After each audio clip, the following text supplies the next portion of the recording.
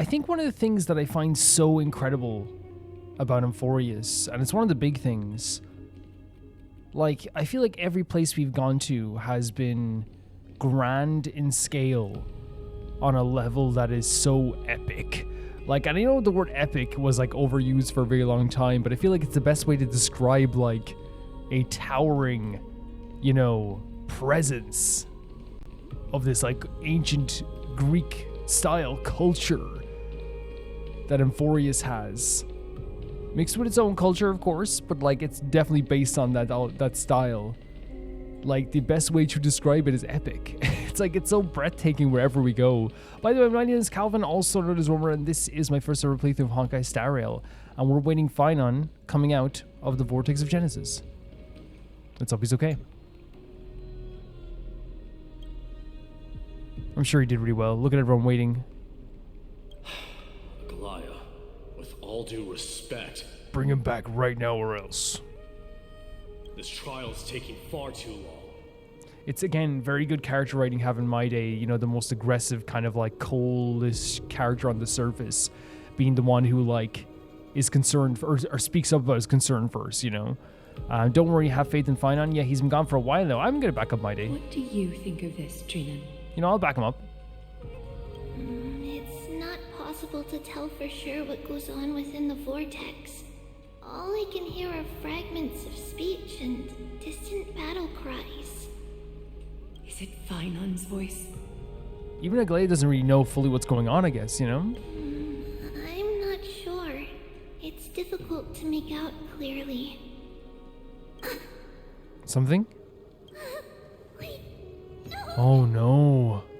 Lady Trinan. That's not... What's happening? Voice.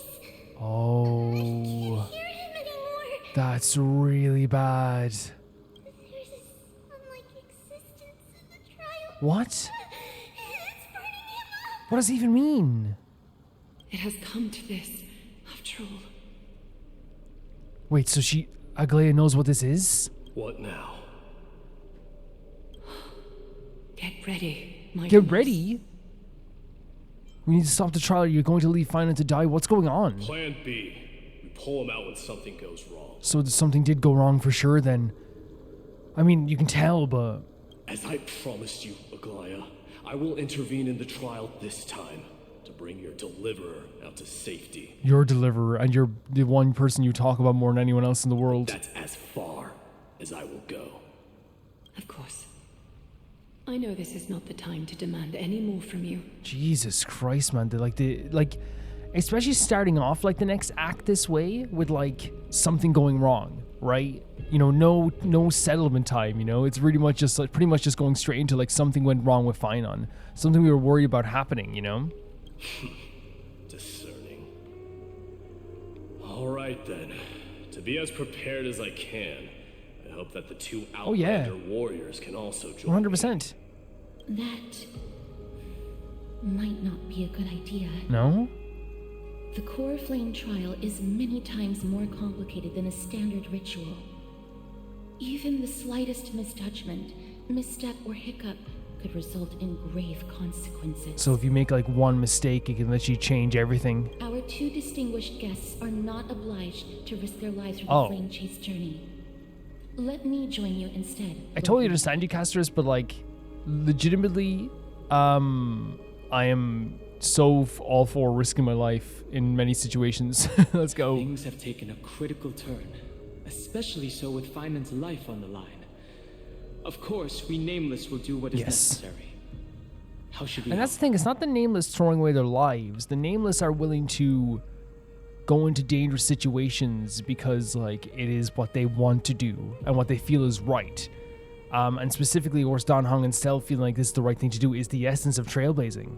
Join me in the trial to look for Phainon. And when we do, Aglaya's golden thread will guide us back out. I mean, I'm for it. I'm for helping Phainon 110%. He's helped us. Assuming we survive Nikador's wrath. Oh, God. If something bad were to happen, Casterus, your priority is to ensure the safety of these two. I can find a way out on my own. They're doing a very good job of building the tension of what this is, right? Not only having like Phainon getting very worried about this, Aglaya getting, you know, wanting to send Mydei in there, but also like having like Castris drive home how dangerous this is, and in Mydei even saying this, like, hey, you need to get them out of here if something happens. They are really selling the danger of the situation. It's really, really good. Yes, Lord Mydei. They did a fantastic job with this. Thank you both for your valor. Time to get to work then. Let me have the honor of taking the lead in this battle. At least he's like being a bit lighthearted about it. But I suppose you have to at some points, don't you? Yeah, like they've sold the danger of this so incredibly well. They've really made this like a terrifying situation. But what I love as well is that there's a feeling of comfort knowing that we have these characters with us. You know what I mean? Because I think it's also like, you know, again, I think it's also very... I use the word grounding in games because I feel like it's a very important thing to do with your games. Even if your game is about a fantastical world, making it feel very real and realistic is also a good thing too. So having like, you know, all these characters have real fear is just... It's very good. It's a very good idea.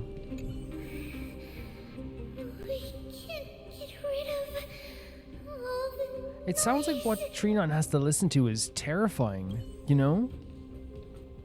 Please, stay safe. I will try my very, very, very best. Let's also make our way to the front of the Spirit Basin when you're ready. Yep, 100%.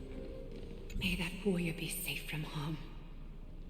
When you are ready, I will preside over the ritual on Phrainon's behalf.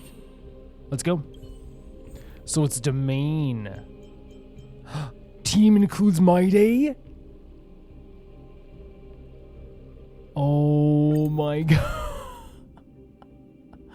Honestly, I think usually like who gets knocked off the team is Luca. And I think we might have to do it in this sense because I want to have my healer with me 100%. Actually, Bronya wouldn't be... No, I think... And again, I always have to explain this to myself more than anything because like I love Luca to death. Wait, no, we have ice, and we have, it's not that Luca's bad in any way, shape, or form. He is just like a major part of like a support aspect of a lot of our teams while doing some extra like preliminary damage. So like while he's always like a major part of like a multiple parts of my teams, he's like in like so many of my teams. There's also a thing where like it's not a bad thing that he's the first to get knocked off as well. Let's change this around here. People are saying that you can't even see the character, and I'm looking at the list right now, and I'm glad I trusted all of you. Worthy of Thank you very much for that. Attention is a formidable. Our reinforcements from beyond the sky, warriors of high esteem. Please close your eyes and hold your breath. They once kept the fate of this world and many other challenges safe from the devastating rage of strife. They now seek to venture deep into the trial of divinity and prove their will to destroy our enemies, as foretold by the prophecy.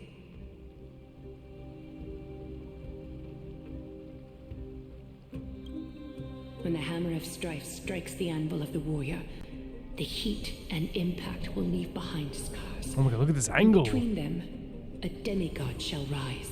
Whoa, great way using the camera there.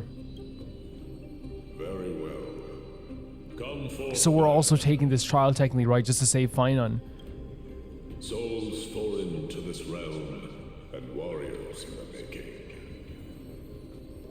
Follow me into the mist and flames, and come face to face with the greatest fear in the depths of a warrior's heart.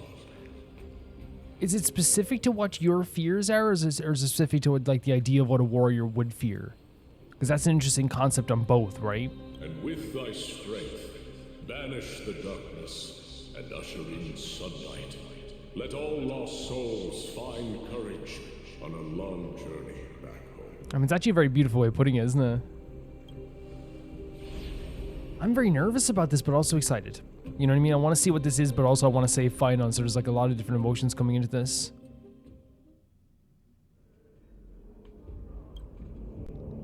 Whoa. Is that the heat around the frame that Phainon was talking about? The sun, wasn't it? What's the matter? Surprised? Mydei, this is like the pressure off this and the, like, I don't know what to say, like it's kind of like, it feels like, you know what this place feels like? It feels like someone's like constantly pushing you against a wall or something. It feels so like claustrophobic in a weird way. Where there's strife, there's carnage. It shouldn't come as a surprise to see such a sight in Nikador's trial. It's so striking right away. Wait, you did this? Where's Dan Heng? I don't see him around here.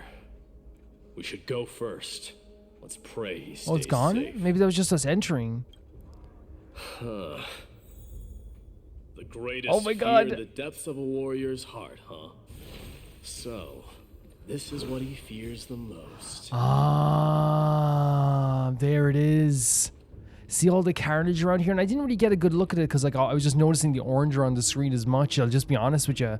I saw people like on the ground crying and stuff, I guess, but I just didn't notice as much how crazy this looks. But it's all over the place. And what Phainon fears the most is someone doing something to Amphoreus, probably the same thing that they did to his homeworld as well. He fears maybe the idea of the same carnage that happened to his homeworld, and maybe fears having to go on another mission of revenge as well. There's a lot that goes into that probably. So it is Phainon's fears, which is having to watch this happen again. There's no place for you in Amphoreus. Whoa. Oh, wait, is also this a fear that people would start to reject him? Is that A it? disaster for Akama. There's dead bodies everywhere. So much for the king of those outlanders. The king of those outlanders. So is that talking about... Why you're just sitting on people's bodies? Jesus, man.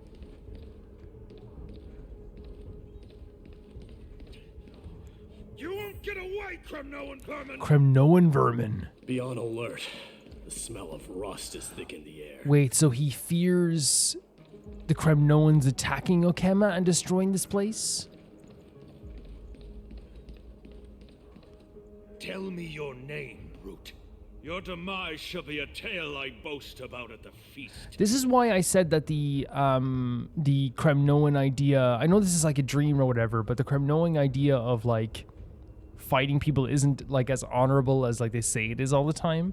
Because while I do believe like the actual tenets are actually very cool, like I said it last time, it's like, you know, this guy's clearly not gonna be able to fight back. Where's the honor? You know, like it's like, but I fought him face to face. It's like if you walk up to someone in the street and like go, let's fight, and you beat them up.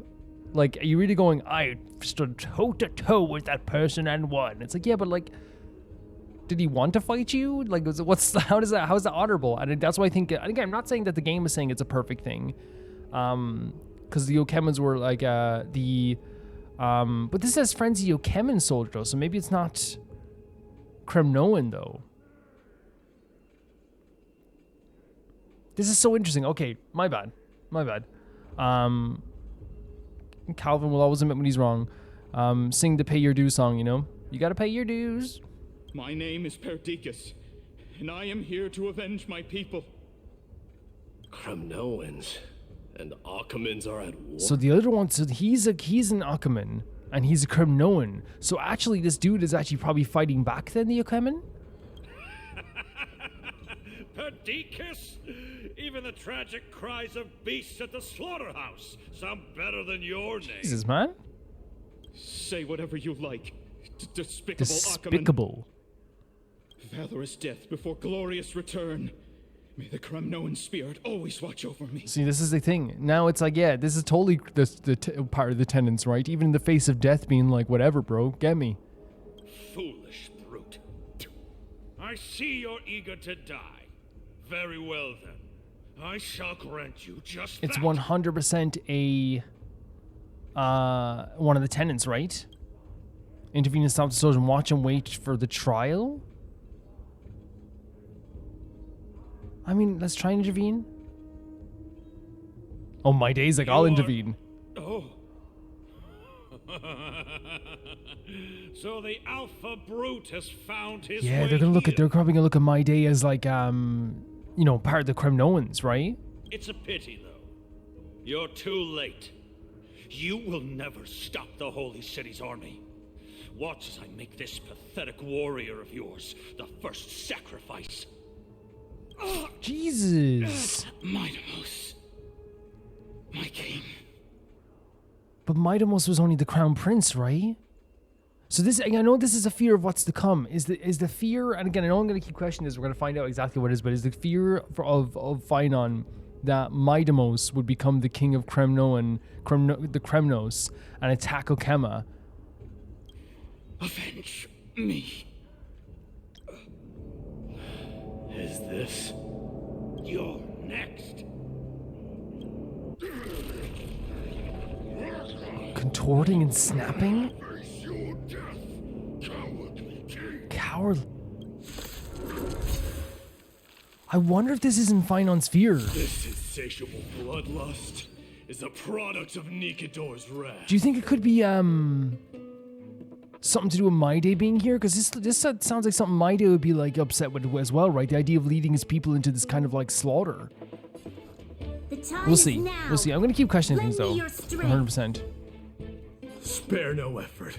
Let this place witness glory. The internet is like really bad, but I think it's just because I'm downloading something at the same time or something. Not that it's like, you know, it matters too much, but like, because usually it's like not too bad. It was bad for a bit, but then it wasn't bad. But you can see there it's like super bad. I think it's legitimately just because I'm downloading something at the same time, and then this also takes like, you know, literal internet to play as well. So let's try out Mydei. Covered in flaws. There's the claw move. You chose the wrong. We can speed up everyone else, and then we'll go for Mydei as well.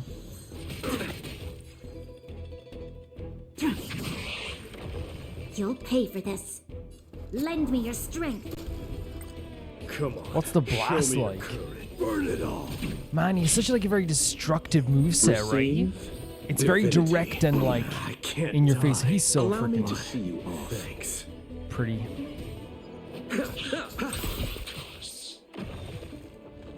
Yeah, and I like the destructive music because it fits obviously, because I don't think he's a bad person. I think his personality is less about being you know, just destructive for the sake of being destructive, and more it's just that's his moveset, that's his brutality. He is a brutal character in a way. You chose the wrong enemy. But not brutal in a way that's like, you know, senseless. It's brutal in a way that's like, you know, has a purpose.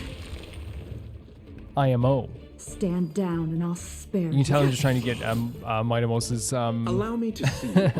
ultimate. This battle We might have to is get in evil another doer. battle, but it's okay. Let's do a blast and then try and get as much of this. Yeah, I think next time. So it uses up health anyway. You can see the internet is not doing good right now. Absurd. I know this Akumen. Strife contorted an honorable warrior into this perverse and twisted being. So Strife did this. And that horrible noise. I can hardly suppress my bloodlust when it sounds. Oh, the changing of the... It's like the creation of those, you know, creatures through that, like, ichor, through the blood of the gods, right? This battle cry must have gone to Phainon. That's why he lost himself.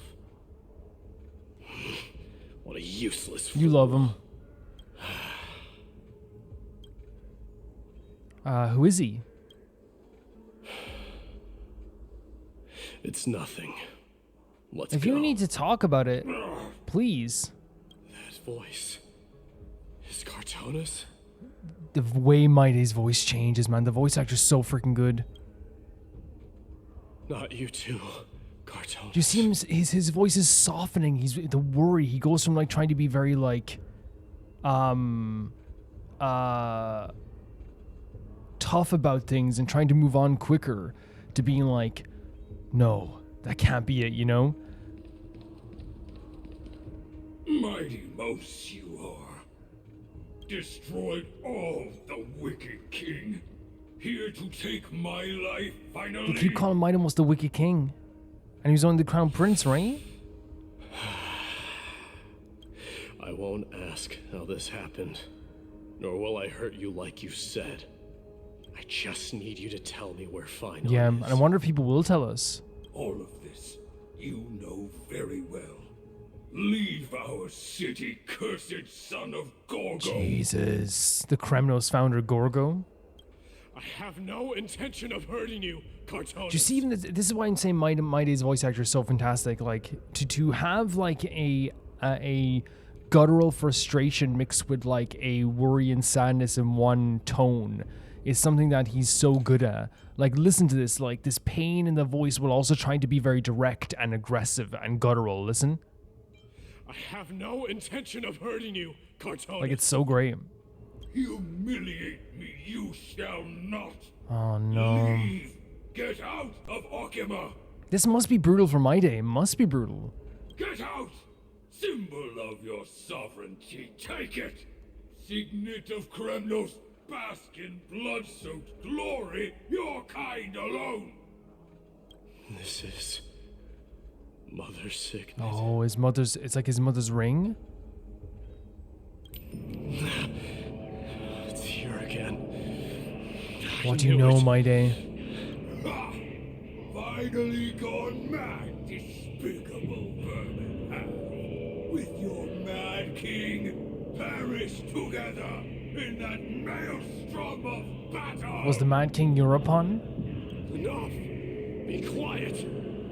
You were not at all Cartonis. Jeez, this is such aggression. Look out! A long now shout pierces through the phantom of Chartonis.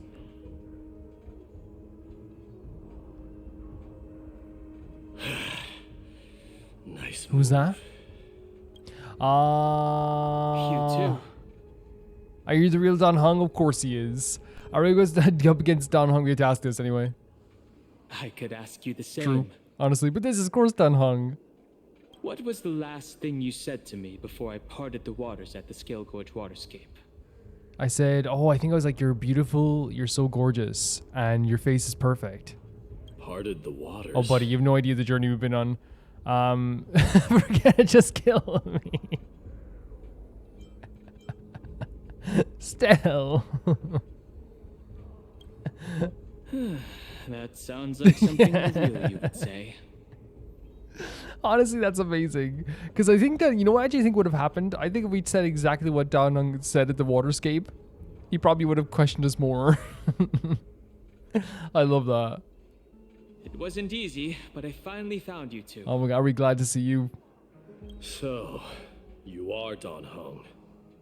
What did you go through before meeting us? Just some memories from my past. Nothing worth So it mentioning. does affect everyone's individual memories as well. So that's why I'm thinking that there's are some of these memories of people like, you know, of the Kremnonians invading this place and dying and then people shunning Mydei. I wonder if there is part of Mydei who, like, you know, worries about them not accepting Inumokema and worries about his people dying. We know he does have a worry about it leading his people down the wrong path. You mean you saw your past too? Your past? The trial of strife is a vicious one, all right. What are you thinking? This might not be a single person's trial, but an arena for every challenger to engage their own delusions. Right, I was thinking it is part of everyone's delusions, right? I saw someone from my past a while ago. Someone Phainon has never That met. so it's probably the guy that got cut down, right? That doesn't exactly sound like a bad thing. At least it means we'll be able to find Phainon Right. here. We can only hope this battlefield is nowhere as extensive as I imagine it to be. So if Don Heng is seeing aspects of his past, does that mean Mydei is seeing his past, or if he's seeing something that he fears? Was there a battle here before this brutal that he feared? But he said you're not Chartonis, which means that to me it's like, personally, I don't think you know, Mydei invaded this place as the king. You know what I mean? Or maybe it is like they see him as I don't know. There's a lot of stuff happening here, but again, that's just my interpretation. It is like something that he would fear happening because I know that he doesn't want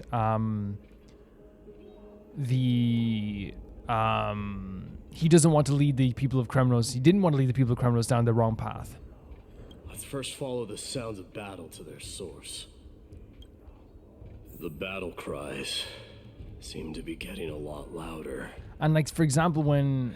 I have a feeling someone is manipulating this battlefield. Oh no. Someone who might not be Phainon. I agree. Someone is manipulating this stuff as well. Yeah, I hope I'm being clear on what I'm saying here. And here's the thing: sometimes it will take a while for me to get around stuff, and that's okay. But the death of all these, like, because these are Kremnon soldiers so that's Kremnon soldiers are sitting on as well. This looks like a Kremnonan like invasion that went wrong. But there's like Kremnon soldiers standing here, and then some of them like dead, like. Come at me, coward! Nikador will grant me strength and fight alongside you see what I me to mean? the death. Those are some big words for a pathetic rat like you. No different from your cowardly king. Yeah, that's what I'm thinking. I'm thinking Dan Heng saw his past because so much of his past still plagues him, and scares him. And I wonder if, like, again, Mydei is seeing. You know, it's a mixture of maybe Phainon and Mydei's things, where it's like an invasion in Okema, but also then the people of Kremnos are being killed and they're being seen as like the enemy here. Please accept my offering. Nikador! Yeah, it's what he would not want for these people.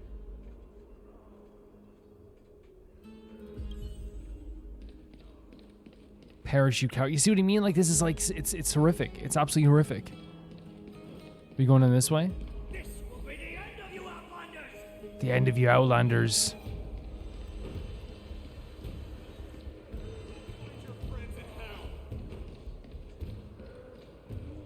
And there's a Strife Titan representation again, right? This is brutal, man. This is so brutal. Cursed brutes.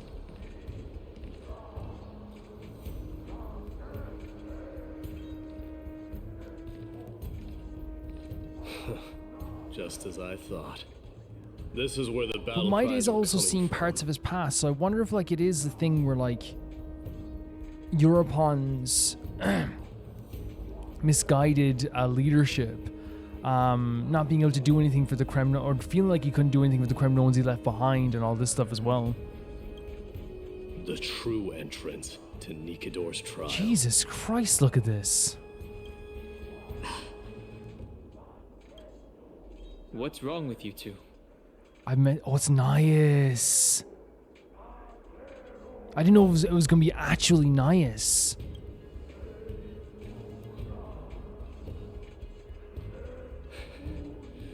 I'm seeing him for the first time, but there's no doubt about it. What I'm sensing can only be Strife's bloodlust. The one manipulating this battlefield is Nikador themselves. Yeah, because you have all the Kremnons brutalizing people. You have all the people from Okeba having bloodlust as well. You have people transforming. Mydei, you are a keen warrior indeed. You know me?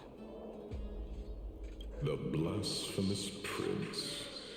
Of course I do. Blasphemous prince. What a way to say it. And I happen to know that you're here for the soul of that white-haired warrior. And of course, the prince that killed the king, the prince that left everyone behind, right? Great. Let's cut to the chase then. Hand over that poor excuse for a sword master, so we can be done with this farce. Mydei. No. No, just straight up no. Nothing else. I applaud your courage and strength for coming this far, but you have chosen to besmirch the dignity of one who has fallen, and I cannot turn a blind What does this eye mean? to that. Is he talking? Who has fallen? This is gonna be a fierce battle we won't be able to get out of? Won't you go? Oh, he's saying that in the Strife size, I wonder, since Phainon technically, quote unquote, failed the challenge so far, that us coming in here to save him is besmirching his dignity? This is gonna be one fierce battle we won't be able to get out of. One who has fallen. That's what I'm thinking. Failed the trial? That's exactly what I'm thinking. He faced the greatest fear in the depths of his heart and fought with exceptional valor, though he eventually succumbed to the brutal onslaughts. I have since brought him to the rear battleground and granted him glory worthy of his courage, tenacity, and Where's the real? Is the real battleground? Like what is that? You wish to take him away? Sure. Pick up a spear and prove that your resolve can rival his. It's so crazy because that does fit the idea of like Nikador and the Strife Titan, right? It's like, hey, if you want him to leave here, then you got to prove you're pretty freaking tough as well. Of course. Cowards who hope to avoid bloodshed are better off disappearing from my sight this instant. But again, I don't... As I said, I don't adhere to that sometimes. The whole idea of like, you know, proving yourself through violence constantly. Because to me, like, it gets to a point where it is pointless, no matter what. Your opinions are of no interest to me, Mad King. If it's a fight you're looking for, then you will get one, Titan. I will put you to rest once more with my curse of immortality. Oh my god, Mydei. Commendable. Your noble mother displayed the same spirit with a spear. The ring as well, right? Don't you dare speak of It struck such a nerve. Why not? She challenged the former Kremnos king to a duel, even knowing that it was a deadly trap, all to protect your... No way. Are you suggesting her efforts were... So she challenged Europon? Her death was caused by you, the incarnation of Jesus strife. Christ. How dare you talk about her past? Man, this is so like with this droning music in the background and Mydei like getting understandably so frustrated because it sounds like what happened was after Mydei left, it sounds like his mother stood up to the king. Enough of this nonsense. You can barely even hear what he's saying. Wielding your weapon at the god of strife. Battle me and put a swift end to this. That struck such a nerve. That hurts so bad to even hear. Oh, everyone's taking notice. Your hatred is as clear as day, my Demos. My words must have stung you deeply. But thanks to that, I have also come to realize. Again, I think intentionally so. I know the sound can be weird in Honkai Star Rail, intentionally so like I can barely hear what they're saying. And I think it is because there's the pressure surrounding us is so freaking huge. But I love, first of all, Don Heng and Stell running to Mydei side. Like, straight away, when they notice everyone closing in. Such a great showcase of how they know things are about to go down. But this whole conversation here, even now, like, this is one of the most tense conversations we've seen. Like, I can feel Mydei anger. I can almost feel the hatred radiating in this circle we're in this location we're in. This is why you killed your father for the throne, only to let your signet sink to the bottom of the Sea of Souls, refusing to let the glory of Kremnos. There was no glory left. There was no glory left. Do you think he killed his dad because his mother confronted her, because something happened to his mother?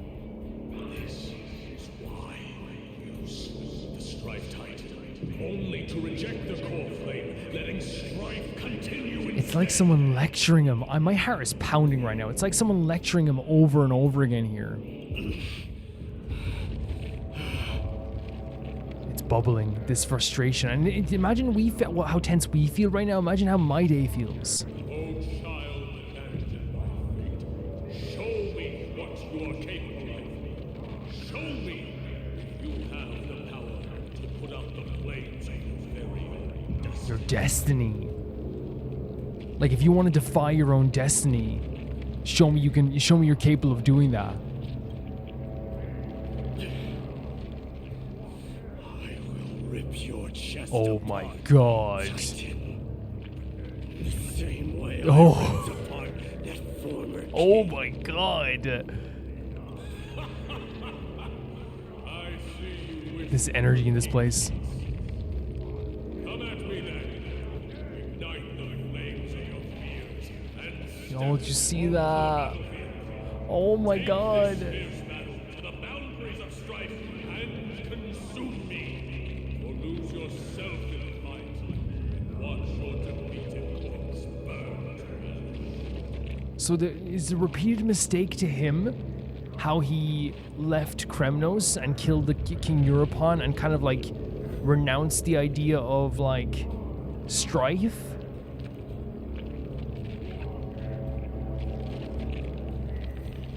And now he's like almost like egging him on to like destroy him now. Consume me. Consuming him would be like taking his like power. Remember this, the sons of Gorgo will be Crowned in blood. That to me sounds like it's like you're only crowned after battle. You're only a leader after destruction. The,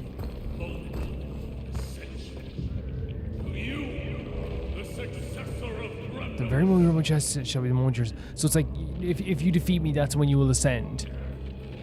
Yeah, the sound mixing there is crazy. I don't know if it's intentional to like make it feel.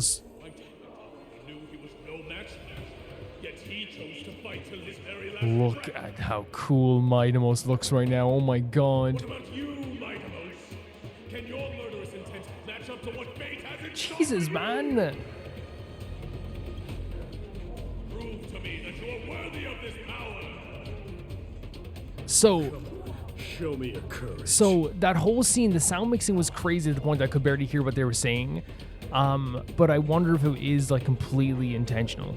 I wonder if it's 100% intentional. To make it feel like it is a scene where everything's disoriented and it makes it feel like you don't exactly know what's going on, to make you maybe feel a little bit like Mydei too. That could be it, but then again, we've had bad sound mixing before in Honkai Star Rail.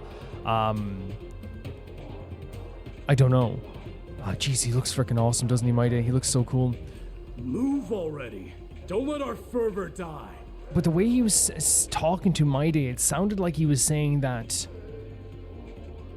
when his mother stood up to the king after he left, and then something happened to his mother, and then Mydei, that's why he killed the king. Along with probably him going mad as well, but obviously the mother stuff definitely is something that strikes his heart. When he mentions his mother, he gets so frustrated. He gets so, and as you would if your mother, I guess, like, you know, was killed or whatever happened to her. But then also as well, you have this idea of like him saying, hey, like, you know, the only way you can truly prove yourself to me now is to destroy me. A king of Kremnos is going to be crowned in blood. To me, showcases again the idea of strife and the idea of Kremnos being, you can only be a true leader once you defeat someone. And I wonder if it is like the idea of renouncing the title of king as well. Because not only did he not take the core flame, after he killed his dad, he didn't take over Kremnos, he left, you know? So it is like this idea of maybe him renouncing those ideals as well. Let's go now. We're very close to being able to get a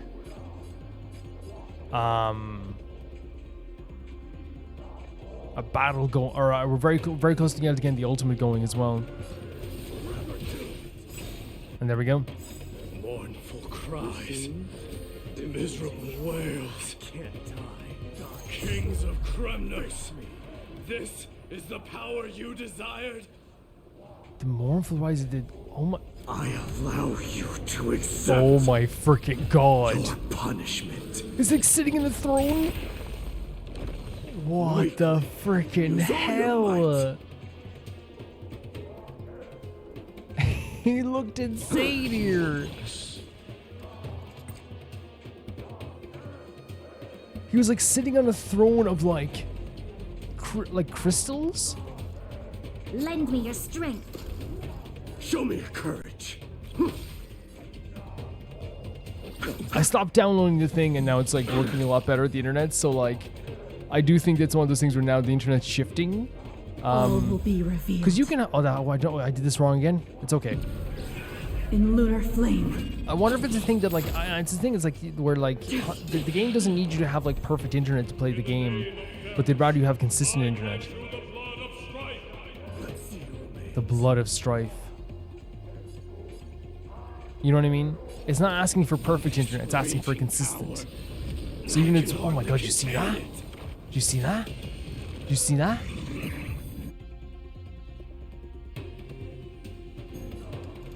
Dying soul, face me. I'll accept your punishment. Very cool stuff.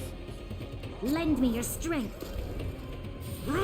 Oh, now he's able to do like these follow-up attacks as well, which is really cool. I can't die, but... Stand down. It's almost like a fury, like radiating it off him, right? Or maybe it is something to do with the strife as well.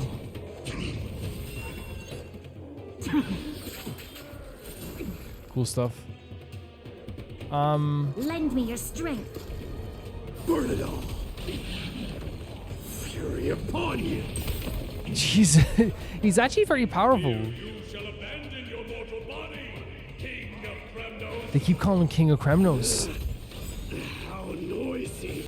I'm not saying he's technically he would be the king, right? Because he was the crown prince at one point. Dead return. But to me, like it's like to me, you have to accept the title of king, right? It's not something you can just say someone's king and then just like pass it on to them. It's not exactly how that works, right? I'll see you off. Dying soul, face. I'll accept your. Such a I shouldn't have sped it up again. I want to see it one more time, but it's not sped up. But like it's so cool. Ready for death. This is a really cool team though with Jingli was on it as well. In lunar flame.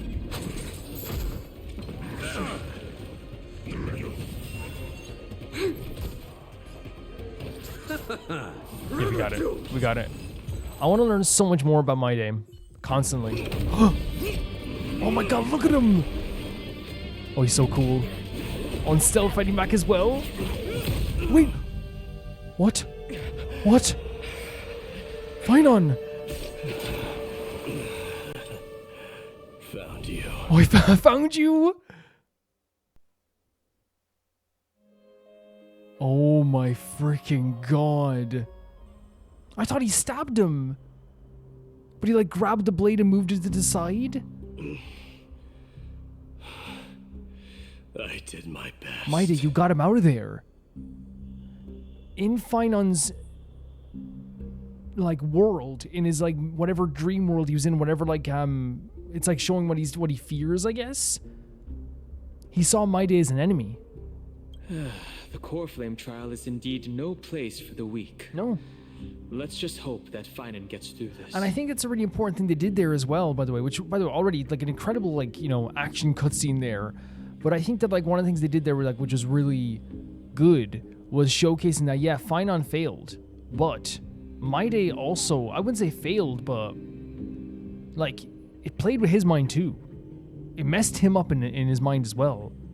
There's no need to worry. His soul is in a stable condition. With ample rest for both body and mind, he'll be up and about in no time. Right.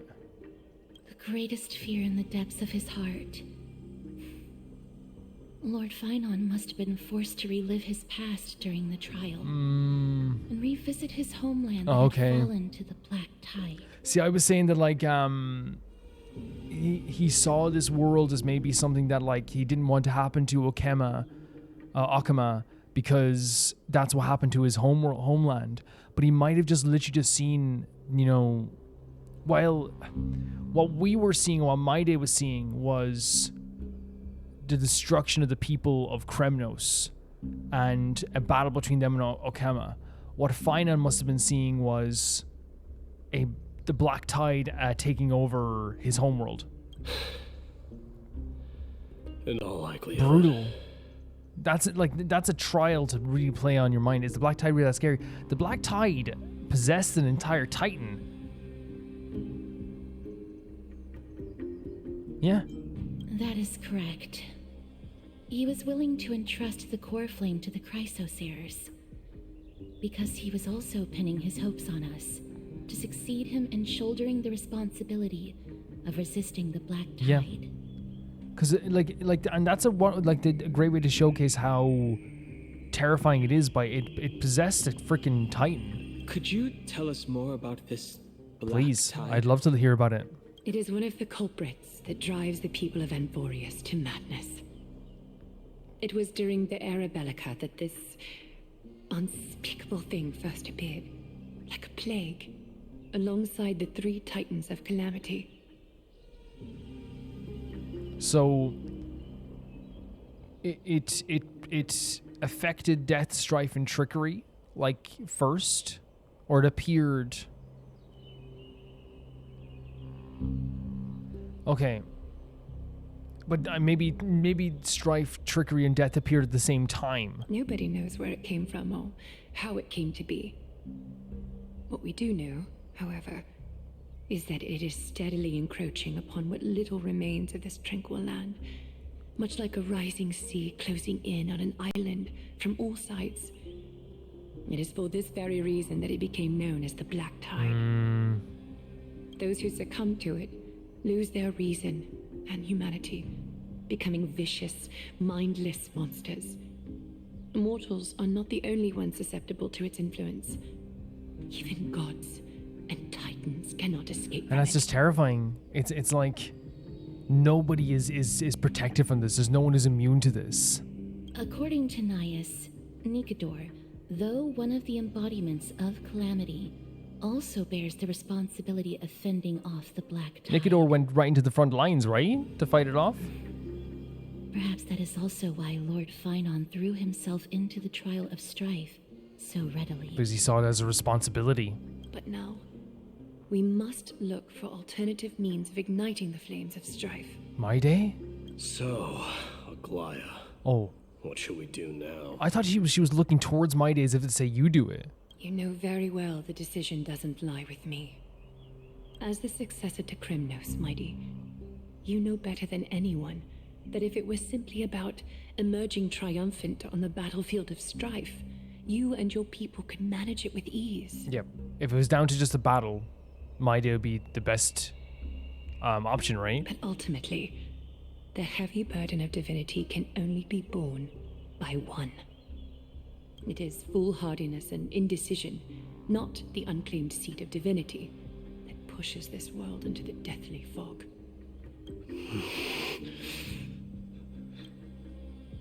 So you have to make a decision about how to move forward with this as well.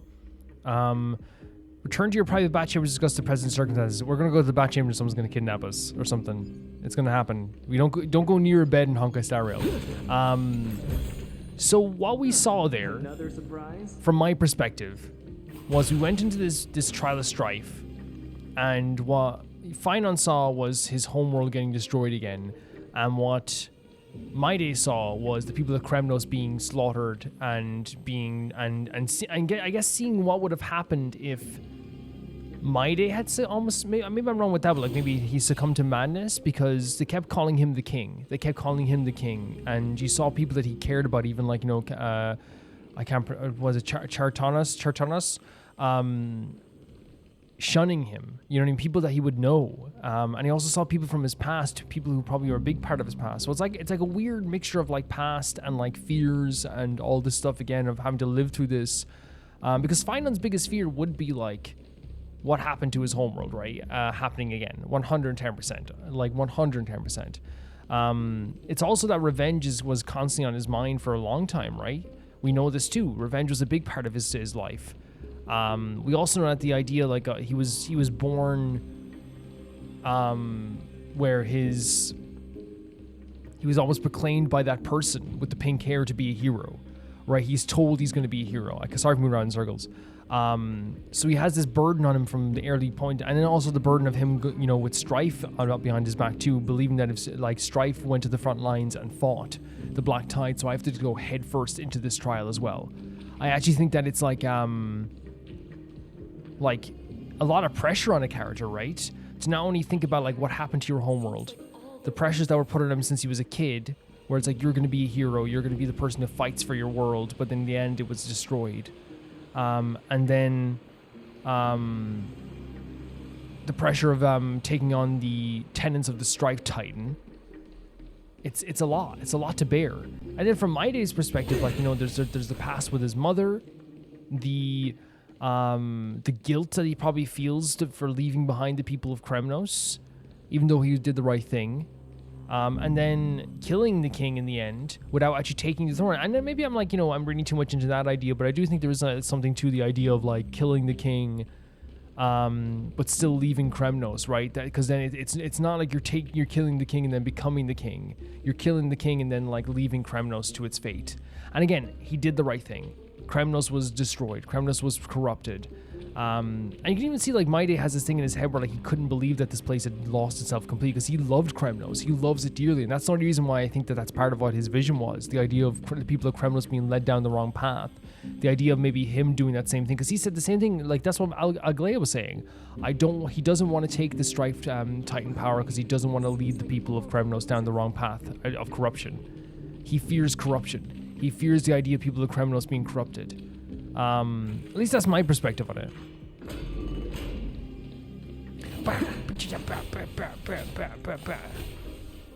That'll show them. A crystal full supply sign in midair. Goodness knows when it first appeared. Give it a tap with your bat. In the next second, a strange feeling spread across your chest like a rising tide smacking your face. You remember everything you experienced in Amphoreus, those non-existent memories you witnessed there. When the tide memories subside, you discover new shattered crystal shards laying almost motion in your hand. Clear and bright. Is this a gift to destiny? Okay. Cool. Thank you. Thank you very much. But now we're covered in ice. An unspeakable thing of unknown origin. What comes to your mind when we put these keywords together? A Stellaron, an Aeon, a Leviathan. That's right. If you think about the various characteristics of Amphoreus, an isolated world of eternal night being eroded by an unknown power, we cannot discount this possibility. So there's a possibility that the Black Tide could actually be the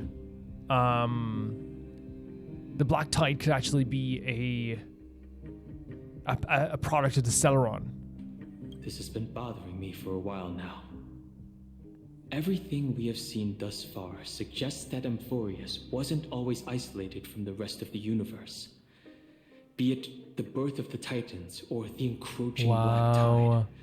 None of these can be explained as a natural progression of a civilization. 100%. It's almost like an infection from the outside, like an invasion from the outside and an arrival from the outside. But also, as Dan Heng said as well, he's been talking about this since the start. Since we got here, he's been like, man, the technology here is pretty wild. Man, this is pretty similar to the stuff we have. And while everyone's going to come to the same conclusion, like that fire cooks food, you know what I mean? And that water cleans you. There's some stuff here that just it has to be explained by other people being here or an exchange of ideals and thoughts, right? There has to be. There must be other reasons for its current state of isolation. It's just... If the cancer of all worlds is truly the culprit, such a way to phrase it. We should have observed certain phenomena, explicit or otherwise, by now. But that isn't the case. He's saying we haven't even... the voice of a Stellaron, the Stellaron hunters. I mean, all of this stuff does lead to the idea of a Stellaron being here, right? Like, but the thing is, I witnessed the Stellaron hunters, right? But that was a different thing altogether. The voice of the Stellaron, the Antimatter Legion, is probably a good way to say it too. That's what I was thinking too. From past experience, the destruction has always been involved in some way when it comes to a world corrupted. Yeah, and I love that you actually can picture. You hear the voice of a Stellaron, you see the Antimatter Legion, and you see the Stellaron hunters. All of those things like indicate, hey, there's a Stellaron here. There are several other unanswered questions too.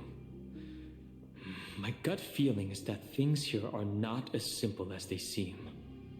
Furthermore, what happened in Penacony also proved that the appearance of a world may not necessarily be due to the influence of just one path. What happened in Penacony also proved the appearance of a world. So, is he bringing up Penacony to say that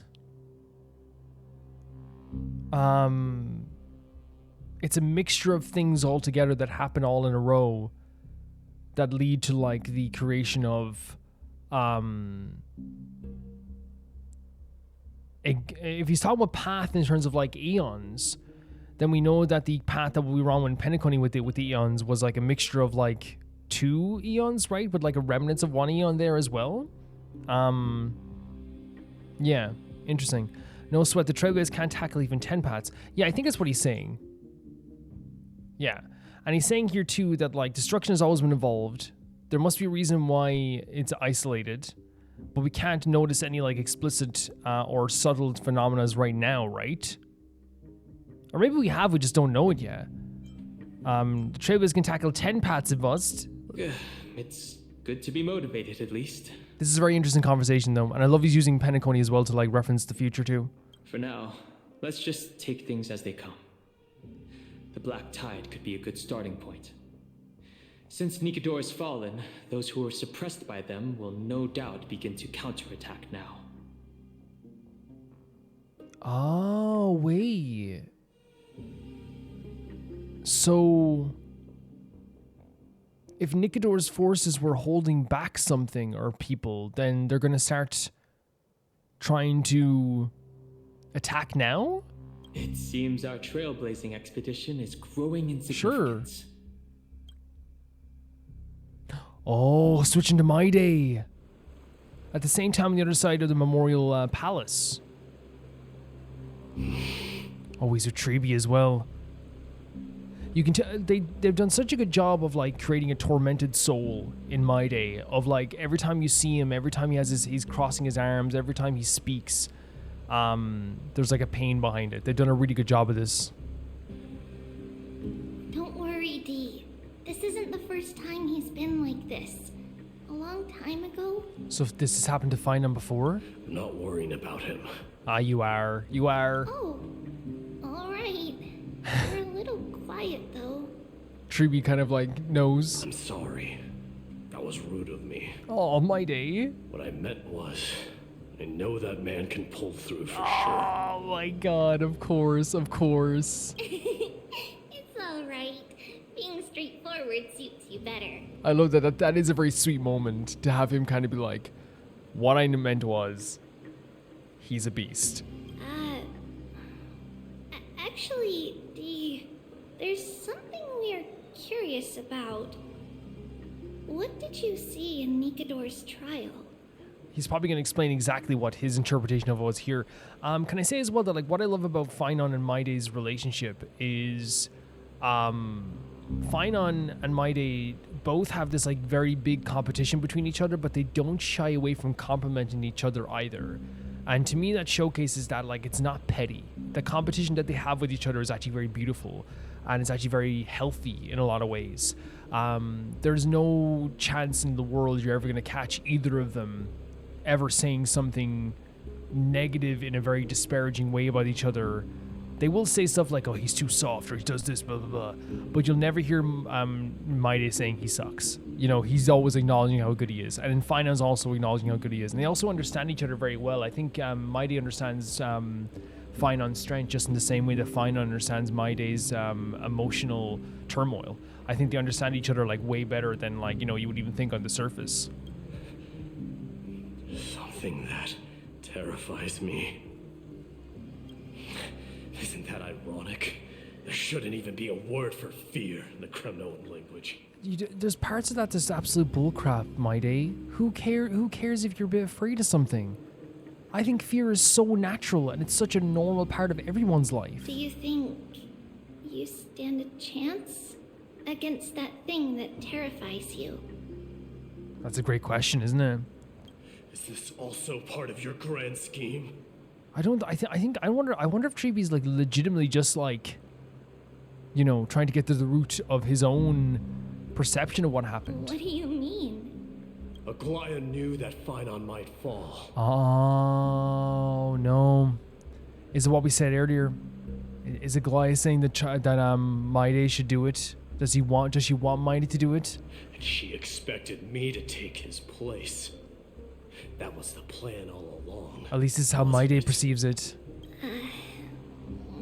Yes. Looks like you know everything. See, I thought Treeby might have been like doing a thing where it's like, okay, let's try to like, you know, get him through this, but I mean, this is like, the very, I don't mean business side of it, but very like go side of like this stuff that comes along with Aglaia as well. As we said before, like Aglaia, she's a character who clearly cares. She's a character that clearly has like a lot of emotion in her. She's a character but she's also a character that carries the weight of this world on her shoulders. And she's also a character who, like, as we see here, like when push comes to shove, she's going to be the one that has to make the decisions that people are going to be like, that's a bit insensitive, that's a bit nasty. Like, why are we doing this now? Why are we talking about this now? You know what I mean? But if it's a thing where like she always knew Phainon was going to might have failed, again, it's not like something I can falter for at all. Yes, we can side-eye it 100% and be like, oh, come on, but in my opinion, her thought process is we have to prepare for every eventuality no matter what, right? Now, from what's also kind of a hard pill to swallow, though, is that, this was a thought process all along. This was a fallback. And while, like, again, we can understand the fallback, that doesn't change the fact that it kind of makes it feel like, oh, really? You had a fallback, and again, I hope you understand what I'm saying. It makes sense, but also, like, it's understandable to be like, you thought of this all along? I have no intention of condemning you for exactly. it. The Flame Chase journey is not a game, and I have long understood this. Mydei said it perfectly. 100%. You can't condemn her for it. The downfall of strife, and the ever-growing threat that the Black Tide poses. If Circes and Ornyx are also impacted, ramifications will be dire. It's a terrifying situation. Mm-hmm. They are the only two Titans who are still lucid and willing to coexist with humanity. Regrettably, I do not hold the key to completing the trial. If I wish to conquer that fear, I need the assistance of my fellow Kremnoans. Oh. Give me some time to speak with my people. It won't take long, I promise. He's saying I have to, like, I wonder if it is because it's based around the Kremnoan people as well. I see. There is strength in numbers, but you must know that the trial to become a demigod is ultimately meant for only one individual. But I wonder if it's because his fear is centered around the Kremnoan people in general. Your people, they have been eagerly awaiting a new king all this time, haven't they? Whoa. If you take on the divine role, they will have no reservations about following your lead. After all, you are the hero of Castrum Kremnos. I wonder if Mydei's fear is centered around taking that mantle and becoming the king. I once was. Lady Trebios. Wait, so he once was the king? Is that what he's saying? Oh, no, sorry. I once was the hero of Kremnos. Therein lies my deepest fear. There we go. We'll talk again later. I'll be back. I genuinely think that his biggest fear, from my perspective, is taking on the mantle of being the hero of Kremnos, is being the king of Kremnos, because then he would have to steer them away from something that would cause their destruction again. D? D is such a cute name. Regardless of what happens, we will always be there for you. That's very sweet. That's very sweet. Thank you. I might say thank you as well. The Can I say I'm that, looking like, for is probably in the hot bath. I should go take a look. We're gonna play as Mydei, of course. The billowing steam always brings back memories of the furnaces in our homeland. So, what I do love about that is that this showcases the very nuanced emotions of Amphoreus, where Trebi genuinely cares about Mydei. Aglaia genuinely cares about Mydei. Mydei genuinely cares about Phainon and cares about Trebi. There's a care that comes into this, but I love that they also acknowledge that a lot of that care has to be pushed aside sometimes because we're in a crisis on a, epic level. But they do it in such a way that it doesn't feel forced or fake. I think that sometimes, like, I would question all the time the idea of, like, when they're like, we care about you, Mydei, and, like, and then they would go, but then they still are trying to, like, force him into a decision or push him towards a decision that he didn't want to make in the first place. you would kind of question that, right? But the way they built up this world and the way they built up the decision making and what's happening here with the, you know, taking the core flames and fighting back against the Titans, the way they built this up is that they've showcased how bad this can get and how terrifying this can get with what happened with the Strife Titan. So whenever they're like, we have to do something right now, we can't wait around, there's never a moment in my brain where I'm like, that's stupid.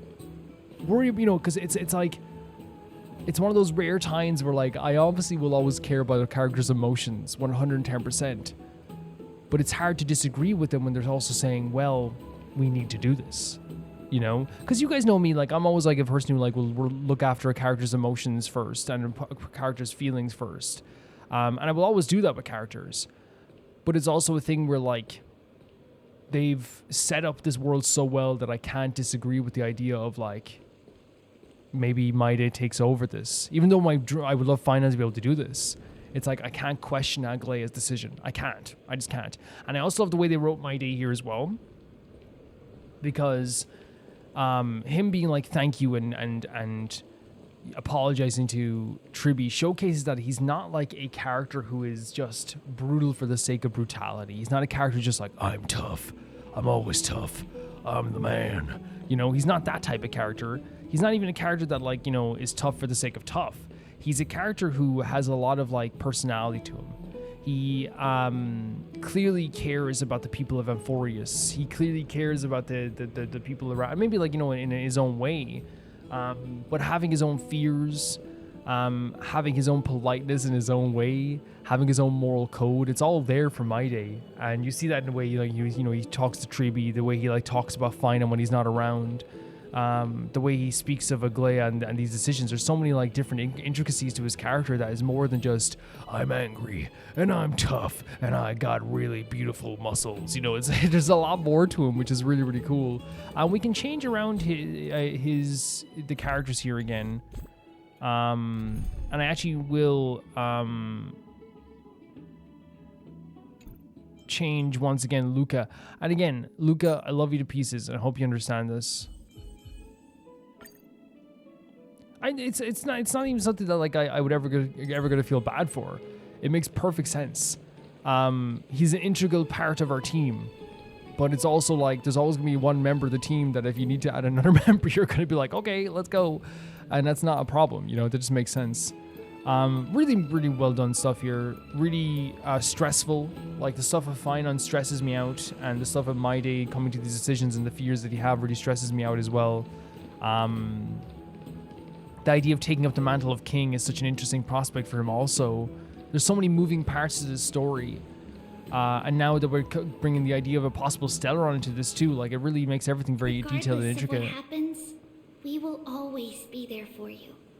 Thank you. You see, and he appreciates that. He has an appreciation in his life too, which is really, really beautiful. Writing a character that's just not brutal for brutal's sake is so fantastic. Because again, they could have wrote Mydei as just like, huh, F you, and all the time just being very aggressive constantly. He's so freaking beautiful. Jesus Christ. Can we see his idle animations? Calvin, you're just doing this to take pictures of him. Get your mind into the gutter. Drinking some wine. This is for science. Right, okay, just take my notes. Okay.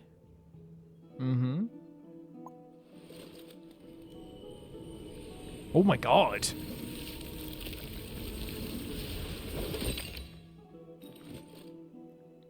Okay, yes. Can I go now?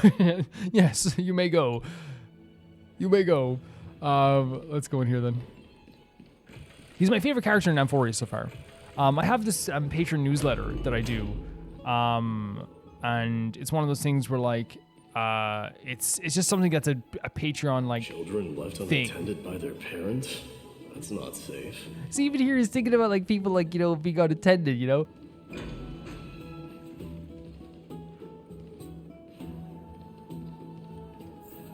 Like, these kids just, like, this worries us for a reason? You shouldn't run around in here, kids. Man, why did lecturing some kids? Hey, it's the Crown Prince! They're adorable. I want to hear stories about Lucky day. The Crown Prince. Are you Kremnoans? You see how his voice softens even more? Yeah, we are! The grown-ups said we used to live next to the arena. Well, next to the parts next to it anyway.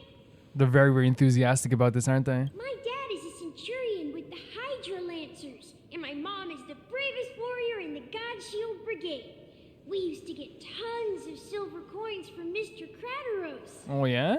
My parents are serving in the Holy City garrison now. As warriors of Kremnos, they're braver than any Achaemen. They're very proud of the Kremnoan history, right? Why are you kids here alone? Where are the grown-ups? I love that Mydei is worried about this. This shows a logical part of his brain. Mom and Dad were asleep, so we snuck out to play hide and seek with Mr. Kratoros. This is like, I think, actually a punishable thing in a lot of countries. If you like fall asleep and like a kid like leaves the house because he didn't have any like safety precautions in place. But then again, like this is, you know, based on ancient Greek culture. It's not like you're gonna be able to buy a security lock. That old man can be such a child sometimes. Do you know where Kratoros is? I happen to be looking for him. Sorry, I don't. Come to think of it, we haven't seen him in a while. Did he get lost while trying to find us? No way! Mr. Kratoros is a member of the King's Aegis. He's the King's Guard, okay. enemies. So they still see him as part of the King's Guard. He was counting near Verax Leo when we went to hide. I thought about taking a peek, but who knows if it might be a trap he set. So we have to go to Verax Leo. It was prudent of you to be cautious. Aww. So, which Verax Leo was he with? You see always how like he's being so like older brother like to these kids, you know what I mean? Like in this like because he could again easily just like not care, but like instead he hears that they like during a game of hide and seek, they basically were like being very smart and strategic, and he's like, very good, you know? It's so sweet. It's just take a few turns after you go out from here. It's close to the backs. All right, I'll go look for him. You should consider the game over and head home for now. And don't play around the hot baths again. Man, he's so stern, but you can tell he cares so much. Wait, Your Highness! Is there something else? I heard you retrieved Nikador's core flame. Technically. Does that mean we get to go back home soon?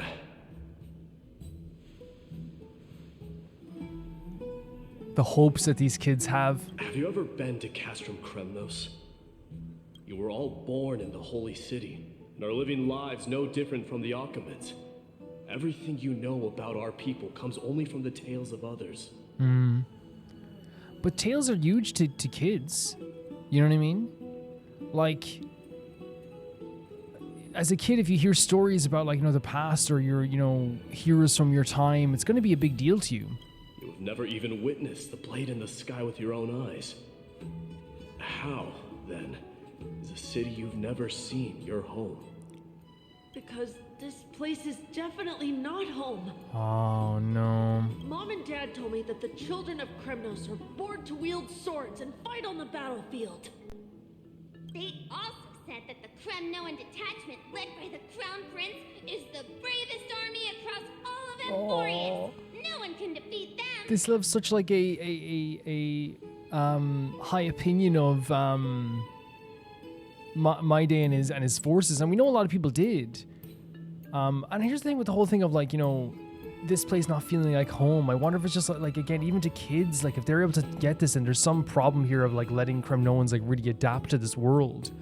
Because if even kids think this way, that means they haven't been welcomed in as well as maybe they would. You would hope that they would, right? And maybe like it just, you know, they can feel that it doesn't feel like home. But I also say, like, it doesn't matter if you were born in a different country. You know what I mean? I think you always have a right to like return to your roots. You know, 100%.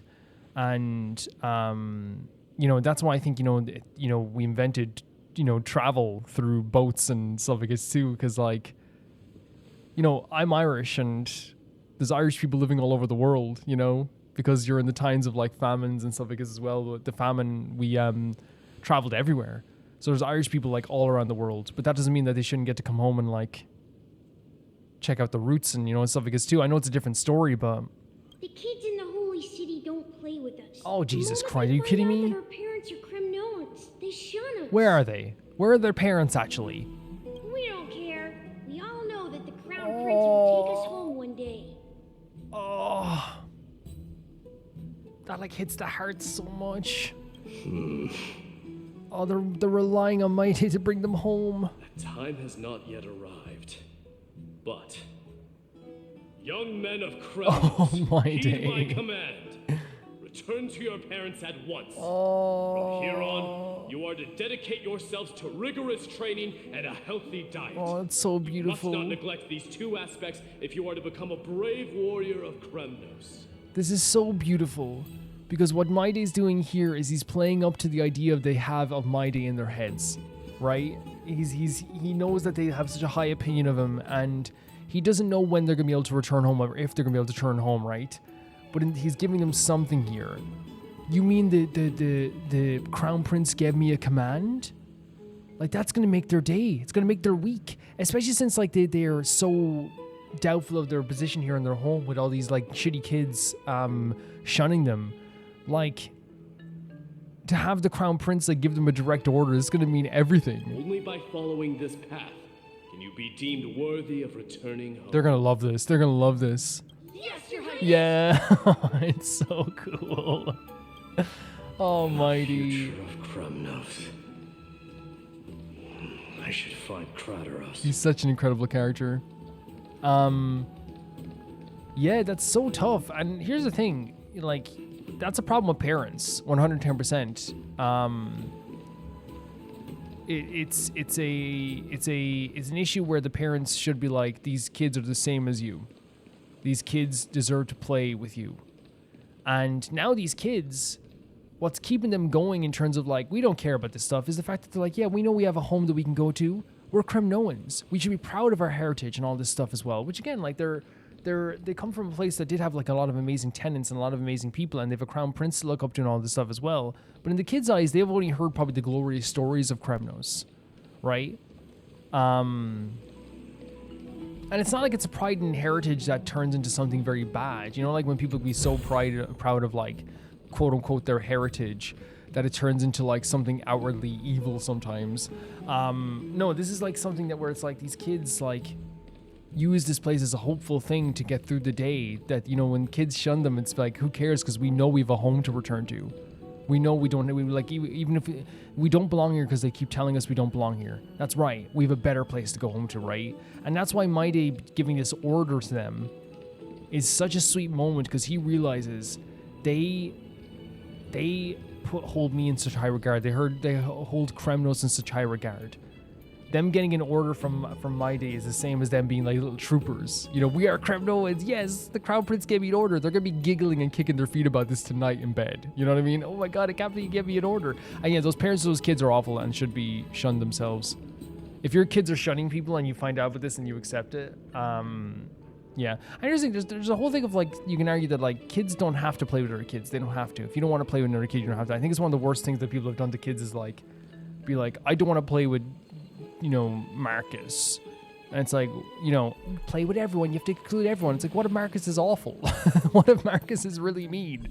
But it's like, I think it's more in this case, it's like, it's not someone being mean. It's them just being very discriminatory towards Kremnon people, which is awful, you know? F Marcus, you know? There he is. Drat! Oh, it's the Crown Prince of Castrum Kremnos. Drat? Can you guys like get t-shirts or something? You look awful compared to Mydei. Get a grip. We're here by order of the Council of Elders. Even the Chrysos heirs have to think twice before doing anything to us. I don't give about your Council of Elders. I get the Council of Elders, pick them all up and throw them over the fence. I don't care. They can go for a swim. And by the way, I'm not, I hope it doesn't sound like I'm body shaming. I'm just saying that like their muscles are less detailed compared to Mydei's. Like literally in the game. I would never body shame someone. Out of my way, lackeys of the council. Oh, he's so cool. Tell him. Oh, what happened? The Civil Guard of Akama is Oh. on official duty. Oh. Please keep out of this area. Good about the area. Calm down, my lord. Play nice. I love how like everyone Mydei shows up goes like, and you know what's so funny? You know who's not afraid? The kids, because they know that they have nothing to be afraid of because they have nothing they've done wrong. You know? Don't make me repeat myself. Oh my, don't make. You can repeat yourself if you want. I'd love it.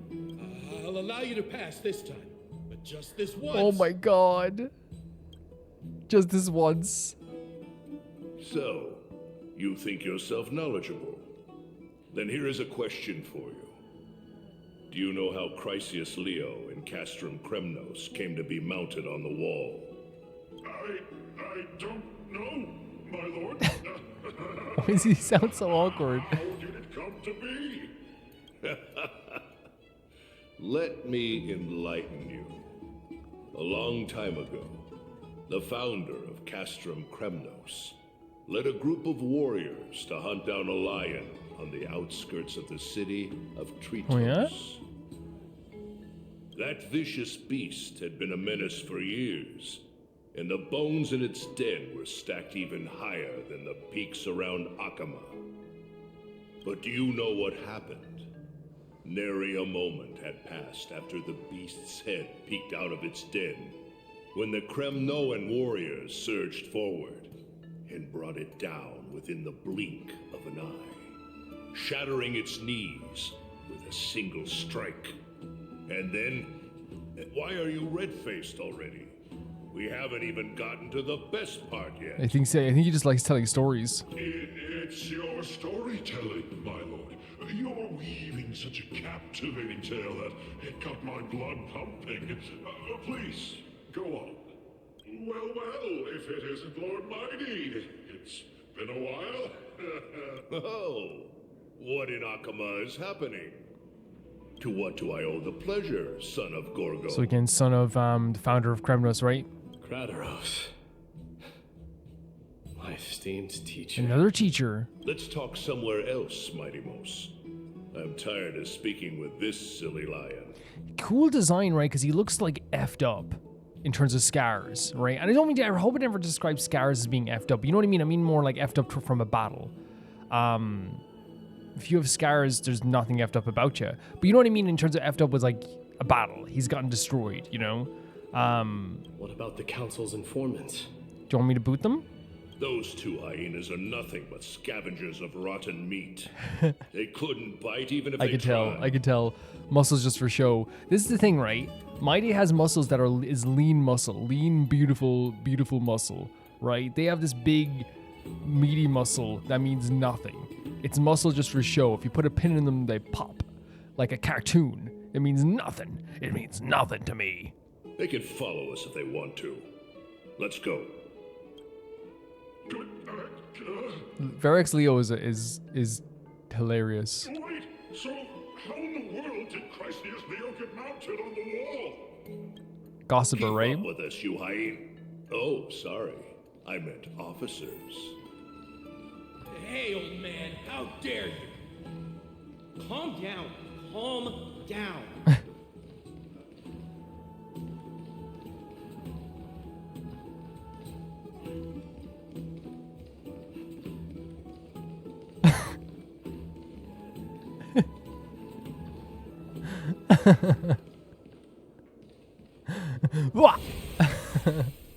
Okay, let's go this way. Seems like the son of Gorgo has a poor No. sense of direction. I'm getting about the scent. They're trying. I think they give them double speed. Go, go, go, go, go. They're coming, they're coming, they're coming. Go, go, go. Why wouldn't you open the door? Now they're here. Don't fall behind now. Unless you want to upset our friends here. Okay. Hey, watch this. Get distracted with this. Don't you dare try any tricks with us. Ooh, look at that. I did that. Why would you open the door? I'll run. I'll follow you. We're almost there.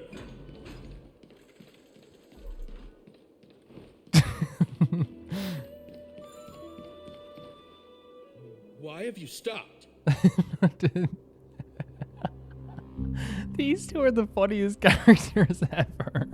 This is a nice spot for a private chat. Yeah, you leave. Shall we, sir? Let's do it. No way. What are you up to? Wingus and Dingus over here. Someone help me! Some privacy at last. I love Wingus and Dingus, man. Wingus and Dingus, bring them back. Make their own show. So, tell me, why have you come to seek this old man's counsel? Wingus and Dingus is a Futurama thing that I got when I was a kid that I keep calling people Wingus and Dingus whenever someone's a bit silly. Because there's this guy called Zap Brannigan, and Zap Brannigan is like a really dumb captain of like a ship, right? And he like, they're all in the army fighting this space war, and then Leela, who is like, you know, she's one of the members of the delivery company, along with Fry and Bender, who are also delivery company employees, and they're all fighting in this war. And then Zap Brannigan comes in and goes and says something, and then Leela goes, "I'm not answering. Why don't you talk to Wingus and Dingus over here about Fry and Bender?" And then Zap just goes, "Okay, Wingus, Dingus." You have to be there. I came to discuss the future of the Kremnoans. Interesting. I heard the core flame of the Lance of Fury has been restored, though not by your hand. And you're even considering giving up Nikador's divine power. Is this true? True. Man, like even this guy makes like Mydei question himself as well. Look at this. Those rumors are not entirely groundless. Yeah. In other words, you did entertain the thought of giving up the throne of Kremnos and forsaking your people. I think the wording is really awful. The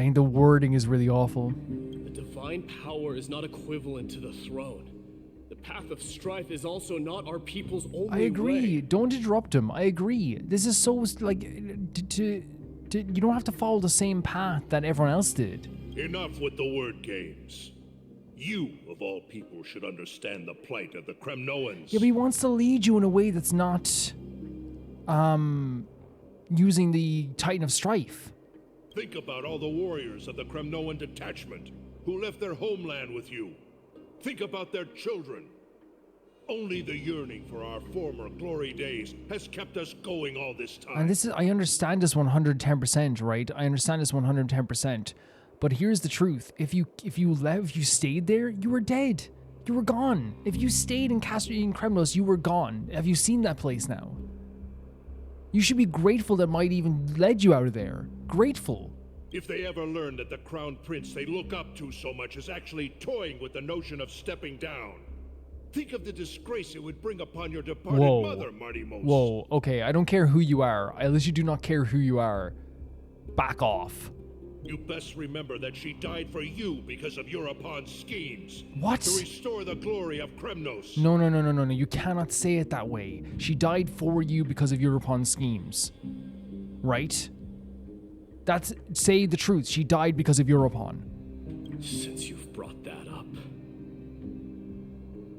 tell me, who is responsible for my father's death? Are you trying to shame me, Martymos? I may be old, but I haven't become so decrepit that I've forgotten it all. Of course I remember that Europon died when the Kremnoan detachment surrounded him. Wait, but wasn't it Mydei? You drove the spear into his chest with your very own hands. Yeah, no, I think this is totally unfair. Because here's the thing, I totally acknowledge that the people of Kremnos want to return home. This is 100% true.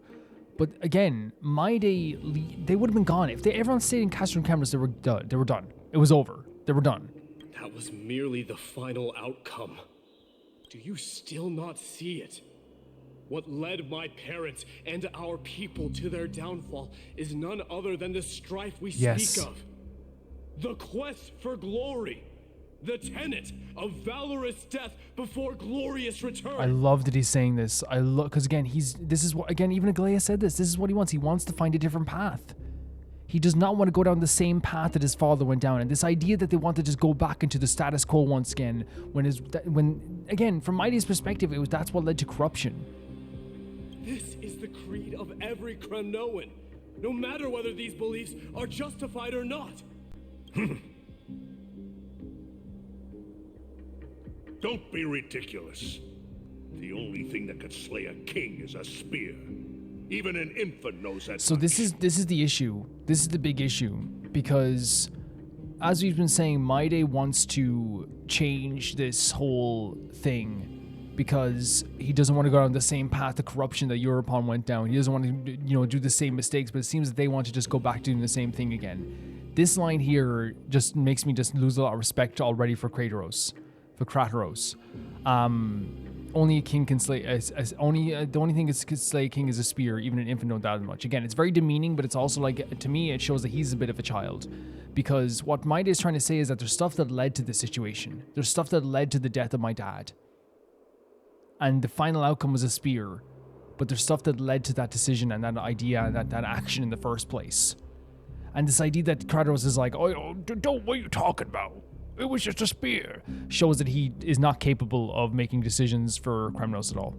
100%. If he devolves everything, dissolves everything to just one singular action, then you can't make proper decisions. I swore to your mother that I would guard your crown with my life. I never foresaw that the son of Gorgo himself would be the first to turn his back on the Kremnoan Oh, spirit. Jesus Christ. This is so manipulative. It's so manipulative. What do you know about the Kremnoan spirit? Gorgo. Your mother bore that name. The name of the great founder of Castrum Kremnos. And she upheld that name with honor. If you choose to turn your back on her legacy, like a wretched deserter, do not fault me for withholding my loyalty. Who would need your loyalty at this stage? Like, who would need it? Like, I guess, so his mother's name is Gorgo. Now we know why they're calling him son of Gorgo, I guess, as well, right? But he's being so manipulative because what Mydei is saying is he's not trying to desert his people. He's trying to find a different path for his people so the same stuff doesn't happen again. How frustrating must this be for Mydei? Can you imagine this? You're trying to like speak to someone and be nuanced and have a discussion with them about how you can help the people, but all they're saying is using manipulative language, talking about your mother, talking about how you're leaving the people behind. How about you don't uphold the tenets of Castrum Kremnos? It is so manipulative, right? Because he can only see his way of doing things. A little gratefulness wouldn't go astray. I came to discuss the future of our people with you. Exactly. But it appears this is not the right time yet. Yeah, 100%. You don't need to talk to him. Go, Mydei. Yeah, that's what those Chrysos heirs call you, God. isn't it? Go down the path you have deemed correct. Deep down, you have always been one to do as you please. Oh, shut up. And I am well aware that no one can deter you once you've made up your mind. Be quiet. Go in a corner somewhere and wither. But don't you ever dream of renouncing the traditions of Kremnos. We may reside in Akama now, but we remain eternally bound to strife by blood. Ridiculous. Bloodlines no longer hold any significance in this era of destruction. Oh my God, Mydei. It's like, I think what Mydei is saying is like, this is bigger than our bloodlines. This whole thing that's happening now is bigger than everything. This isn't just about like our bloodline anymore. My young lord, always bear this in mind.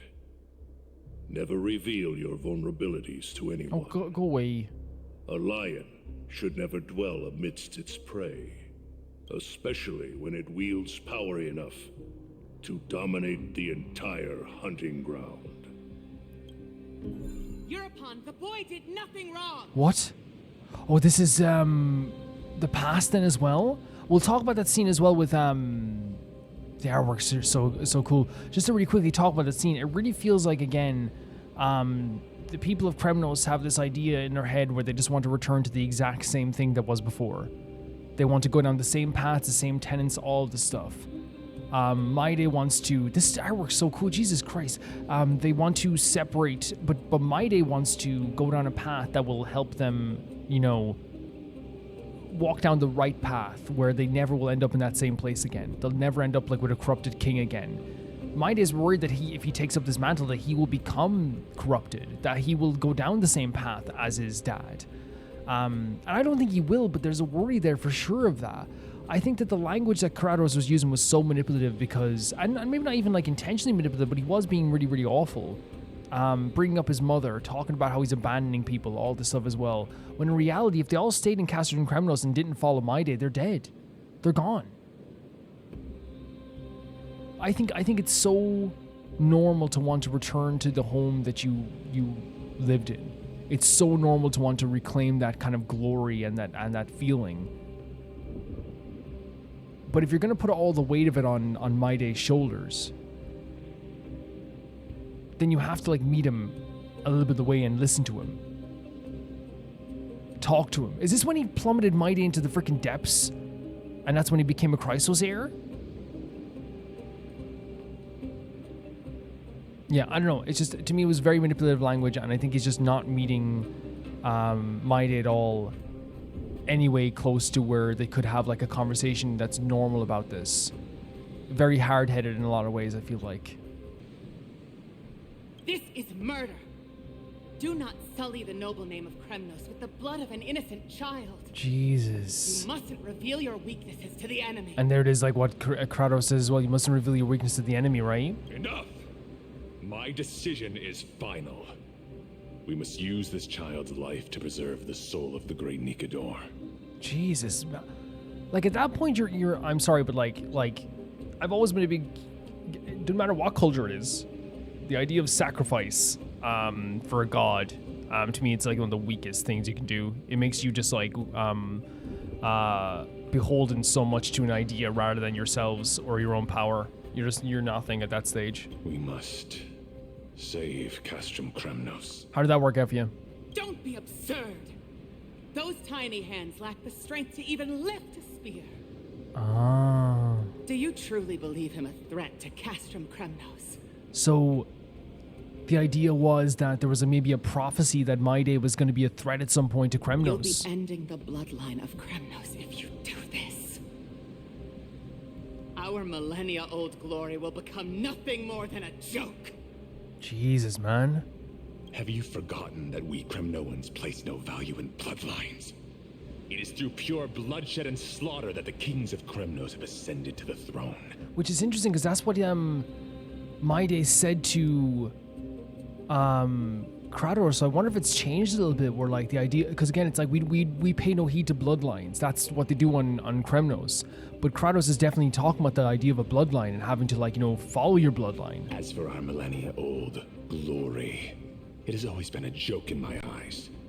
Glorify it all you want, but it will not alter the nature of slaughter. Those who revel in it are but murderers. They are no more noble than the most monstrous beasts in Amphoreus. This is such an interesting take. Because this is something we kind of were saying about the idea of, like, is it noble to go around even if you look, so I looked him in the face. Yeah, we'd be slaughtered everyone. Yeah, but I looked him in the face. You know what I mean? Is it actually noble? Enough with your words! Among all the kings of Kremnos, which one did not inherit the crown only after plucking it from the lifeless body of his father? Wait, what? Among all the kings of Kremnos, which one did not inherit the crown? So he didn't inherit it from violence? But listen to yourself now. Oh no, all of them did. Do you truly believe you can cleanse the blood from your hands through mere words alone? The blood, it's hard to get out. Nay, quite the contrary. I will end this cycle of bloodshed. What? Wait, so he thinks that killing Mydei was going to end like the constant bloodshed and the constant death? It's so weird to like picture this the same guy who wanted to destroy Okema then. Akama. Starting with this child. With these blood-stained hands, I will end it all. It's so interesting to think that this is where he ended up. Your failure is inevitable, Europan. You are just a coward who can only raise his blade against his own child. Great voice acting here. A beast that murders his own kin. And again, here's the thing, I want to make clear, I'm not saying that the Europon getting corrupted is strange because he's being honorable right now. I'm saying that he has these like weird ideals where it's like, I'm going to end the bloodshed, right? But he's causing more bloodshed by ending the bloodshed, right? And it's interesting as well, like, you know, it kind of relates to the idea of Odysseus? The idea of dropping the child off the balcony or whatever, and the idea of killing the child so eventually they can't, you know, continue the cycle of bloodshed and all this stuff as well. And it's so... It's not me saying that he's being honorable, it's me saying that, like, he had this ideal in his head where he believed that the bloodshed of Castor and Kremnos was not noble. It was something brutal and destructive and disgusting. But eventually he became corrupted, obviously, enough that he would choose to attack Okema. So it's really interesting to me that this is his, like, his decision here. Because here's the thing, no matter what, like, killing this child is wrong. It's wrong no matter what. You know what I mean? It's disgusting. It's wrong. And again, like, what Gorgo's saying here, I would agree with. It's like, at this point, you're just a coward. You're just killing your own family. It's such an interesting scene. Kings Aegis and Empress of Kremnos! You cannot sit idly by and watch this atrocity unfold. If you consider yourselves the honorable sons and daughters of Gorgo, then take up your spears and join me in putting an end to this bloody charade. Jesus, man, you can hear the desperation in her voice for this as well. I want to read over everything as well, just because I want to make sure we're getting all of this completely right. So we have Europon, the boy did nothing wrong. This is murder, not solely the noble name of Kremnos. With the blood of an innocent child, you must reveal your weakness to an enemy. My decision is final. We must use the child to preserve the soul of the great strife Nikador. So he's actually using it as a sacrifice. We must save Castor and Kremnos. So he believed that killing Mydei was going to save Castor and Kremnos. Don't be absurd. Those tiny hands lack strength. Even leave the spear. Do you believe that they're a threat to Castor and Kremnos? So he believed that they would eventually turn the spear back at Castor and Kremnos. And you'll be ending the bloodline of Kremnos if you do this. Our millennial glory will be nothing more than a joke. So she believed in the idea that, like, hey, you know, if you do this, the bloodline's over. And he said, like, there's no value basically in the idea of bloodshed and murder. It's through slaughter and bloodshed is how people ascend the throne. And he said this glory means nothing because you can't change what slaughter is just by saying it's noble, which I kind of agree with this sentiment, 100%. And he says, enough of your words. Among all the kingdom criminals, which one did not inherit the crown by after plucking from the lifeless body of his father? So saying that no matter what, it's kind of a tradition almost. They will kill their father to get this. Do you truly believe you can cleanse the blood from your hands through your words alone? Nay, quite the contrary, I will end the cycle of bloodshed. So she's saying you can't make yourself innocent in all this either. He's going to start with his hand by killing by killing Mydei will end the cycle. And then she asks for people to take up, to try and stop this. Does anyone else have any objections? If so, come forward with your spear and prove your mettle. Jesus, man, it's such a powerful scene just by one image, right? Understood. 5, 4. What's about to happen here? 3. No one dare stand by my side. Cowards! Oh my God. Crown stripped you of your courage. Was this where his mother, Mydei's mother, died?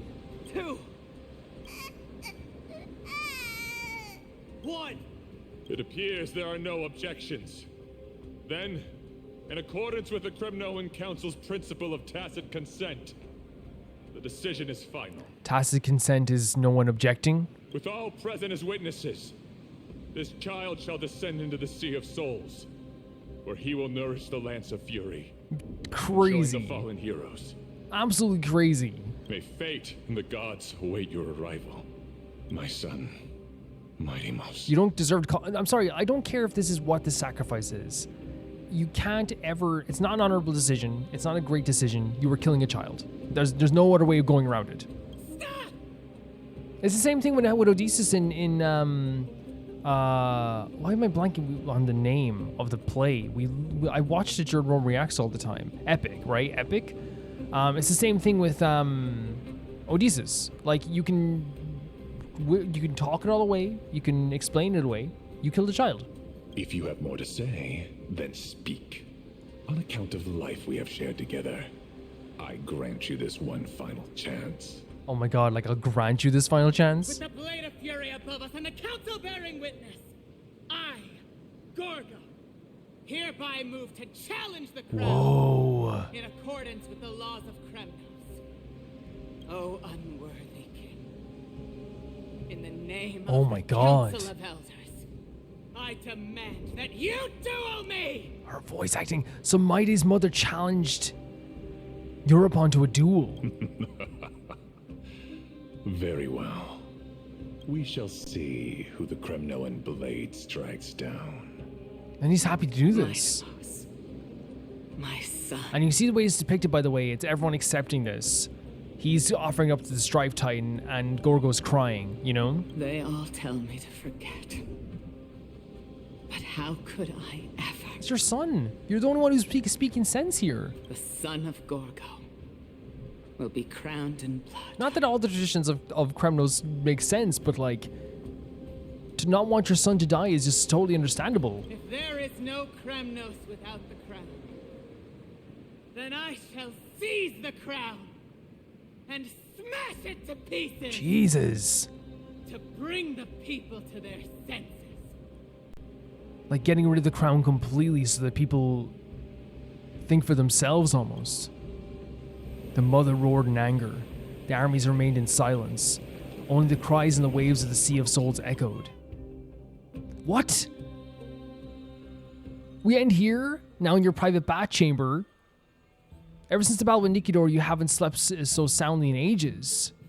So, what that was depicting to me was obviously Mydei's original drop into the Sea of Souls, where he was about to become a Chrysos heir. He was getting sacrificed by his dad so that he could save Kremnos some future bloodshed by becoming a part of the Strife Titan somehow.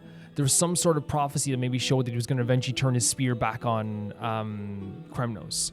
His mother, Gorgo, was trying to argue against this by saying that you can try and argue this away. This is not going to make your hands clean. You are murdering a child right now.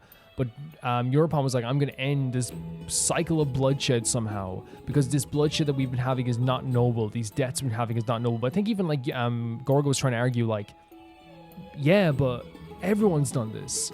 This idea that like you're clean, that everyone is clean, everyone has committed this violence, is not going to get the blood out of her hands by killing this child. And she tried to just get everyone to be on her side, but they disagreed. She then challenged him to a duel, and he accepted. So I'm guessing this is how Gorgo died, trying to protect her son. Even if death itself came to rouse you, you proudly retort, why does life slumber? Because this bed is warm. Yet a chill from the river of souls wafted by a sensation hauntingly familiar. Could death truly be at your door? Let's open your eyes and get Casterus? Because it said death? Miss, oh, it is. Awake. Honestly, top 10 things to wake up and see. Casterus, not bad at all. Casterus, why does life slumber? That's a complicated question. I'm not sure I can answer that. YouTube.com/@RomerPlays. Full Penacony playthrough. I was asking that question for a while myself. I apologize for arriving uninvited. I saw that you were still asleep, so I took the liberty of waiting nearby. I bring a message from Lady Aglaya. She has prepared a gift for you and Don Heng. Oh yeah? And wishes to present it to you in person. Very cool. A gift, gimme. I'm glad you're in good spirits.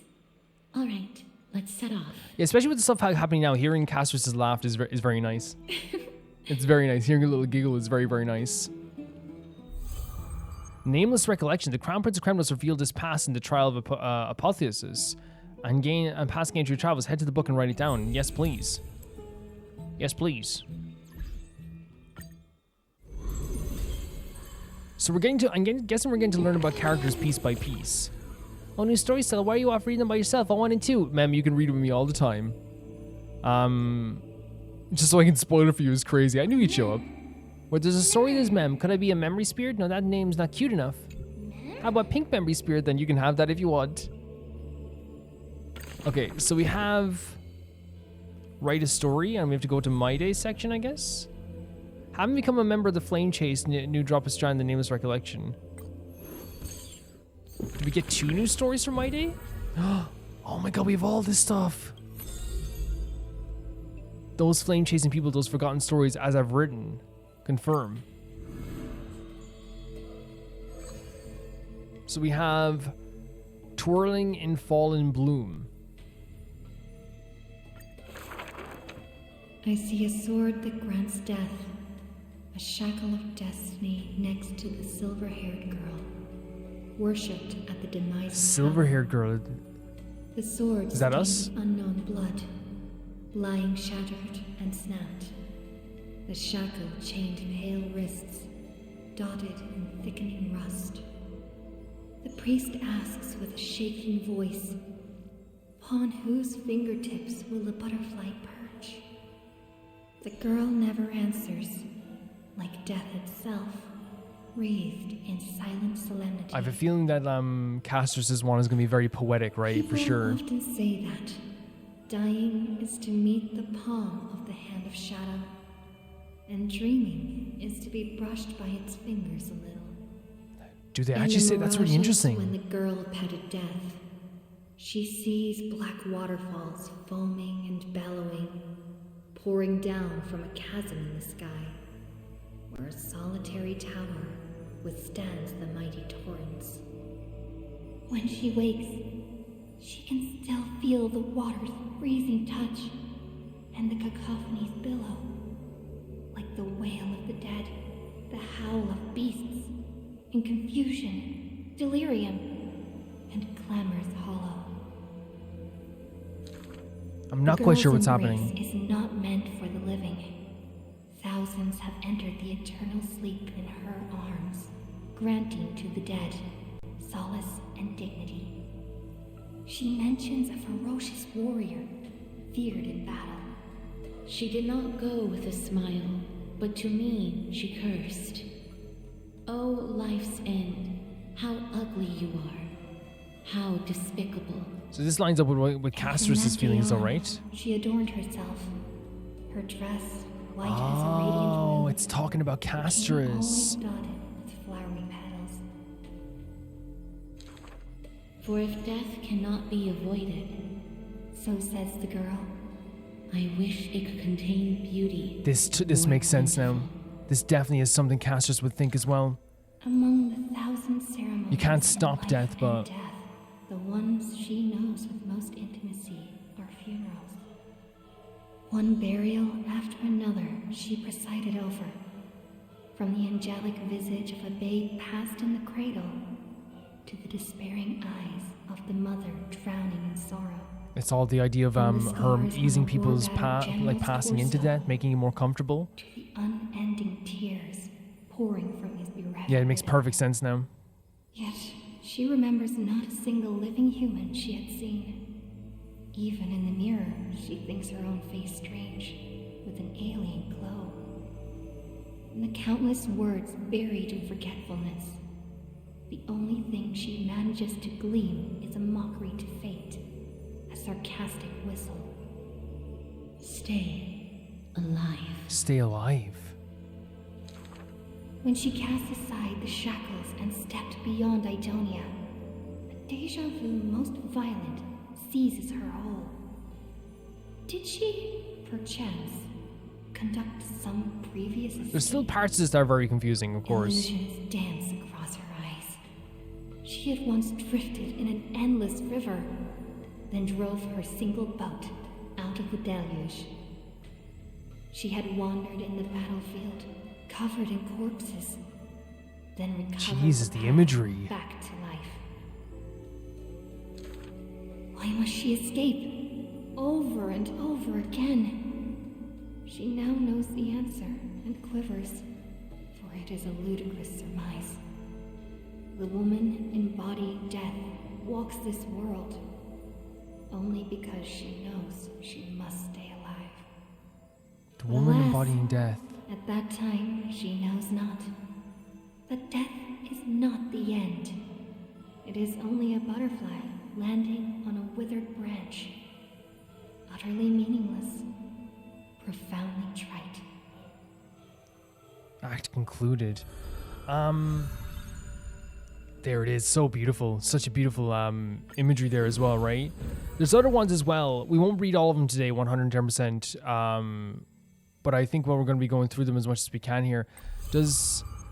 Yeah.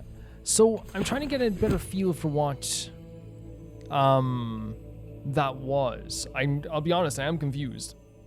But I wonder if that was kind of like a start of Castrus's life, because it did sound like she had like a lot of appreciation for life here. You know, the idea of, you know, embracing people before they died, making their paths easier. But there's also like imagery of like, if you can see here, I think it's actually here.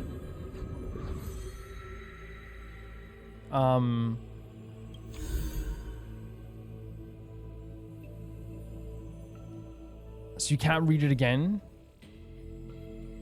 Just being like really on. Maybe it's here. You can't read it again. Okay, just be honest. Like some of it would seem very cryptic and confusing, but I think the basis of it is you know, maybe the beginning of Castrus's journey. But I think the summary they have here is it like glorious fall, age falls and crumbles, and even death must seek a home. She passed through Idona, and souls wailed in her palms, yet there was no hatred in those sounds. Is glory equal to price to death? To seek a standard, she never stopped her steps. After a journey that lasted millennium, she still doesn't know where a corpse should call home. So, is this like her path of like seeing people die, seeing people getting slaughtered, and talking about this idea of like death, you know, is only something like a butterfly landing on a branch? It kind of devalues the idea of like what death as a glorious thing, because this would again line up with what she thinks, which is the idea that death isn't something absolutely glorious. Death is something that should be avoided. There's like this beauty in life, and realizing that death is not something glorious, and it is something that like it when it ends, it ends. It's even used the word trite. I wonder if that is like, you know, what they're trying to say here. Again, it's going to be a little bit confusing for me as well. I'm sure you guys will be able to summarize it a little bit better, because there's a lot of very poetic stuff in there. And for the first bit, I didn't even know what was happening with who Castrus was, or if it was Castrus there in terms of silvered hair. I never saw her as silvered haired, but I guess she adorned a new outfit, I guess, as well. We can do like one more story though. I say like doing. Do you like these cards? I'll go first. I love them. My wanted poster looks even better. I won't even ask what happened. But don't worry, Hero Kami, your celebrated hero cell. Make sure everyone knows your name. So we actually get gifts for this as well, which is kind of nice. Like, Jades for doing nothing is...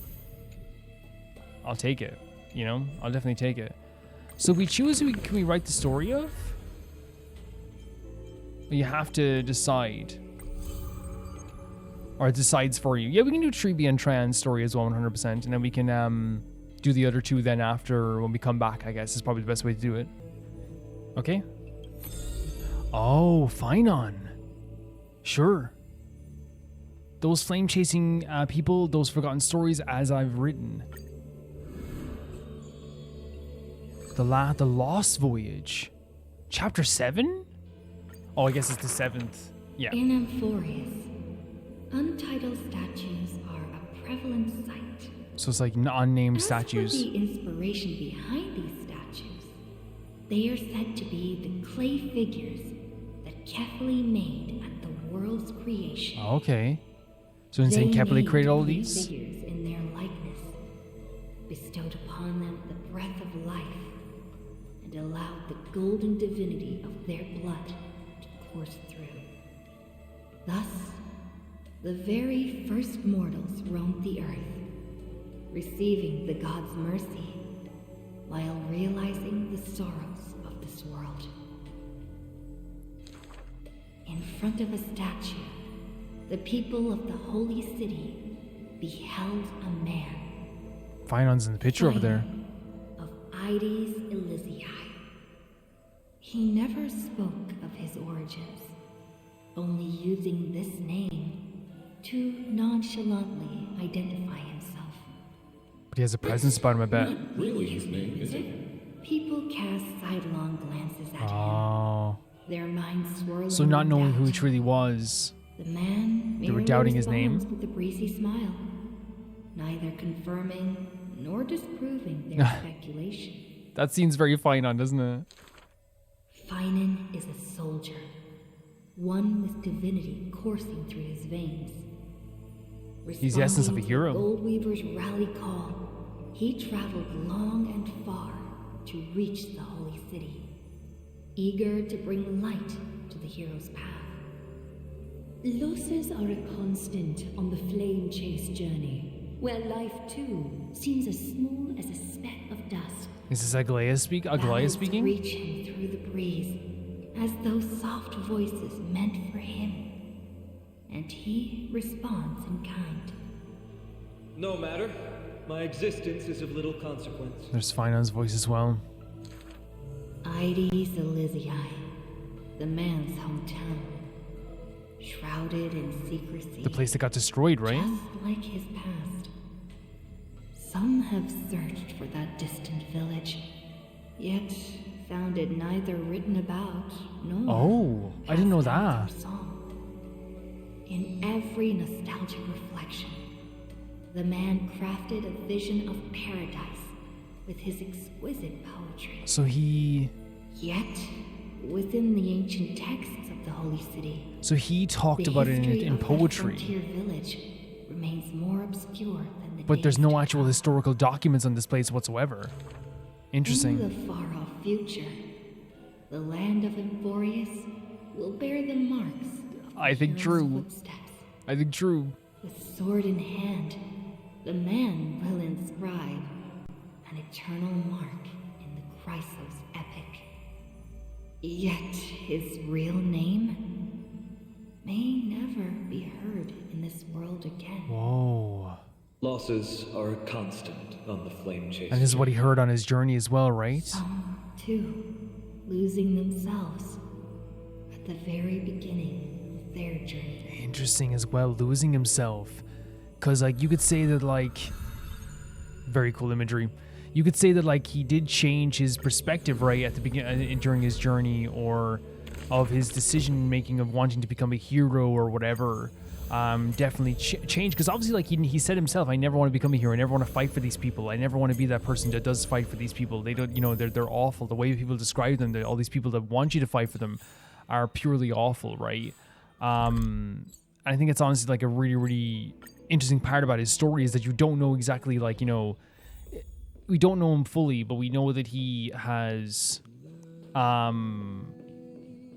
know that he has taken over. Wait a second, hold on here. Is that not the... That's so... Okay, I thought it was just like the wrong part of the place. They won't let us go in there because of stuff that's happening in March. Is that place just off limits now? Oh, no, it's not. Is it not?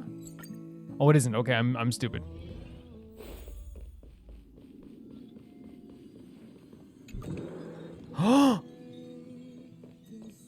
What?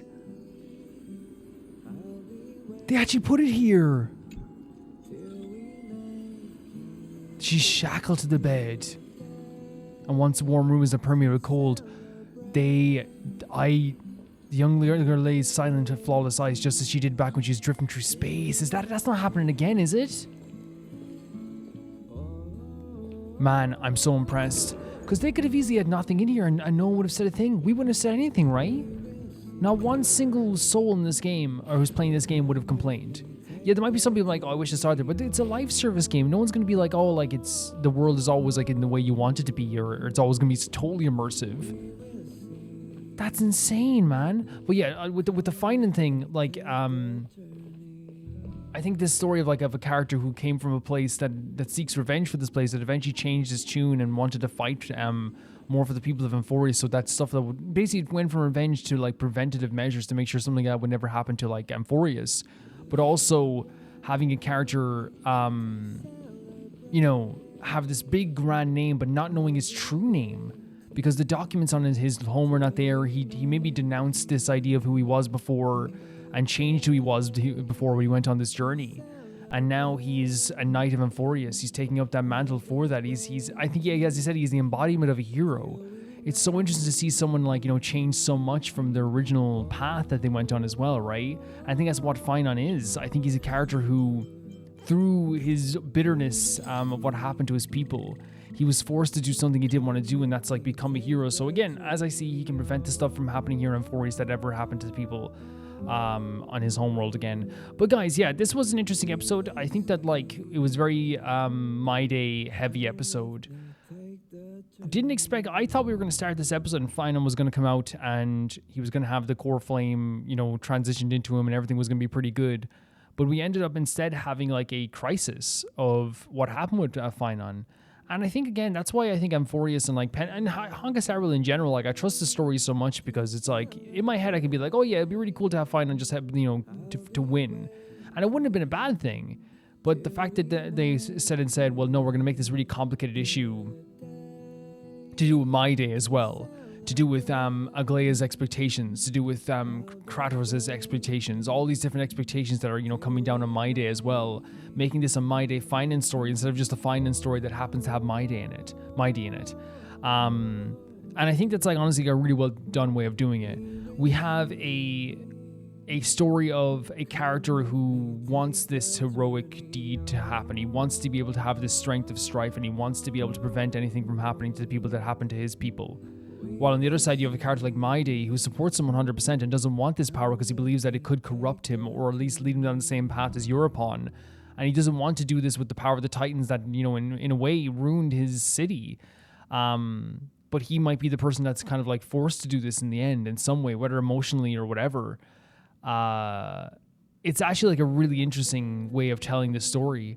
We went into like this kind of like other world to save Phainon, and what we witnessed there, I think, was the biggest fears of these characters.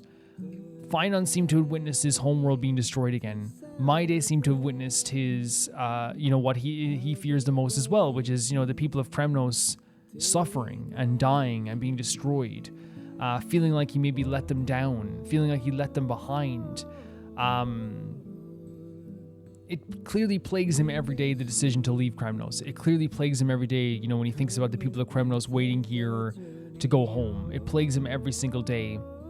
And you could see that through, like, you know, the pain in his voice as he was watching, you know, people he knew from the past getting cut down and this bloodlust in everyone's eyes. But that's what I think they were showing here. They showed Dan Heng's past as well, because obviously I think Dan Heng fears the past more than he fears the future. But they had like all this like really brutal stuff here showing Phainon and Mydei's fears kind of mixed together. And even like later on, you saw like, you know, the essence of Nikador basically egging Mydei on with stuff that like was going to upset him and was going to like, you know, get to him, which is the idea of talking about his mother, for example, or talking about, you know, the people of Kremnos and talking about his, you know, his dad and all this stuff that clearly emotionally affects Mydei a lot. He knows like about his mother's death. He knows about him killing his father, obviously because he did it. And he knows like what happened with the people of Kremnos as well, and he knows also the pressures that the people of Kremnos put on him also.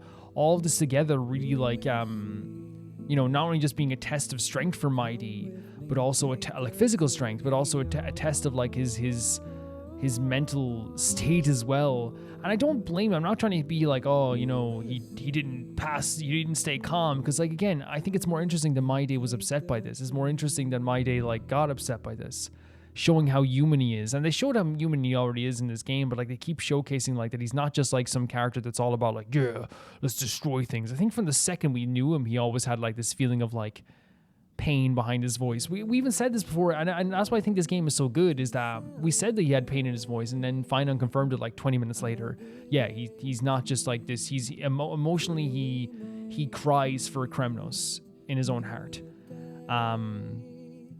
Amazing scene with Phainon coming in to try and attack Mydei, because again, he's not seeing everything straight, and Mydei kind of being like, I gotcha, you know what I mean? It was a really, really cool scene. And what we discovered here is that Phainon failed. Phainon failed to get the core flame. He didn't succeed.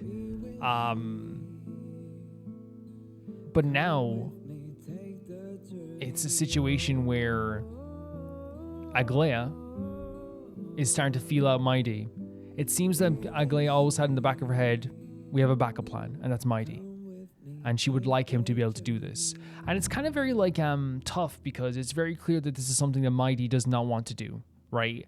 And again, it also shows like how intricate the going-ons of this whole world are, because Aglaia is a character who I know she cares about people, but she takes Amphoreus as a top priority in a lot of cases. And we saw this here again where like when Phainon was saying like, you know, I wanted to go to Mydei, Aglaia probably was like, yeah, let's, in her mind she's probably like, yeah, I think you should give it to Mydei, you know? I know it's a harsh thing to say, but I think she probably was like, yeah, maybe we should give it to Mydei. But I think she knew that if she said this now and Mydei would not accept. And I think also she knew that like Mydei would only probably accept after he saw Phainon fail, right? Because not only because he believes in Phainon, because he doesn't want it. He didn't want it. And it might change as time goes on, especially with all the pressure that's being put on him as well. Even though Aglaia doesn't mean to put pressure on him, it's going to be pressure. There's a lot of pressure coming from all sides when it comes to the Strife Titan stuff. And he is like a suitable candidate to do this. That's why she sent Tribi. But as I said, like with Aglaia, like she's a character that clearly has all these like, you know, plans in her mind and all these different things in her mind, because she has the weight of Okema and Amphoreus on her shoulders.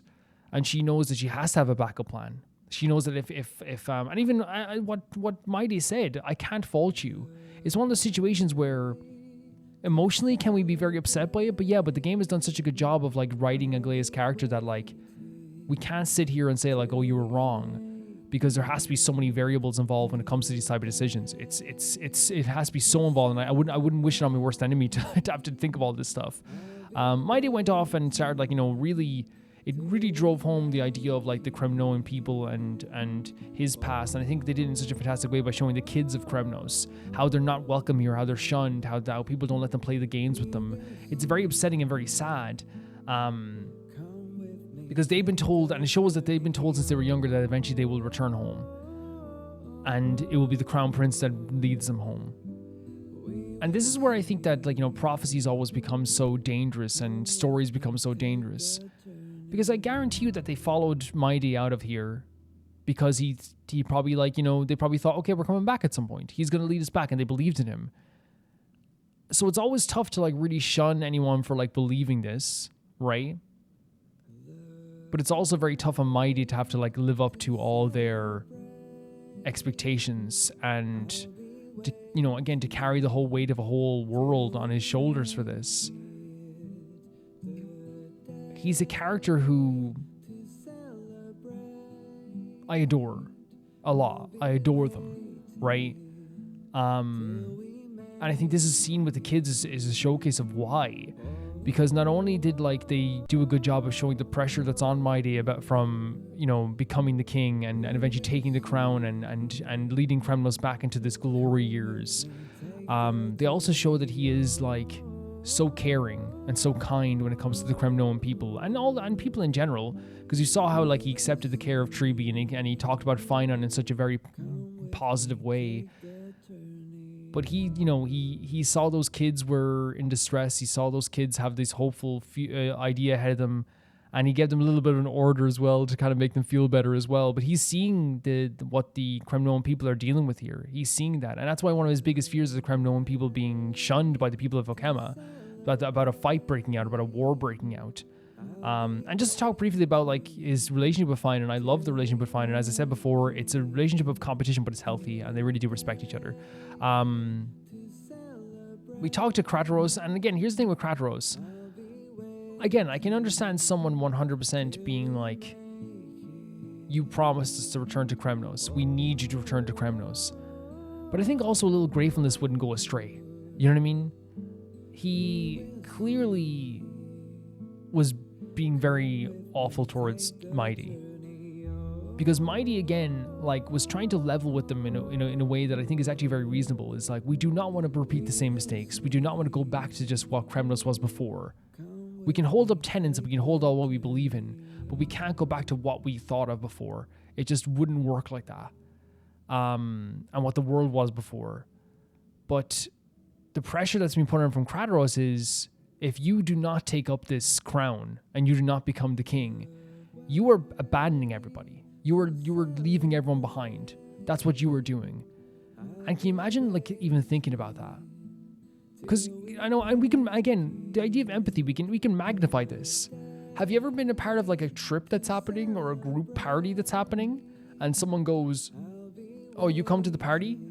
And you go, I don't think so. And then they go, dude, like, the only reason we're going to the party is because you said you'd come as well, because you know people at the party, like, and it'd be kind of like, it's, you know, you're going to ruin the whole party if we can't go to the party.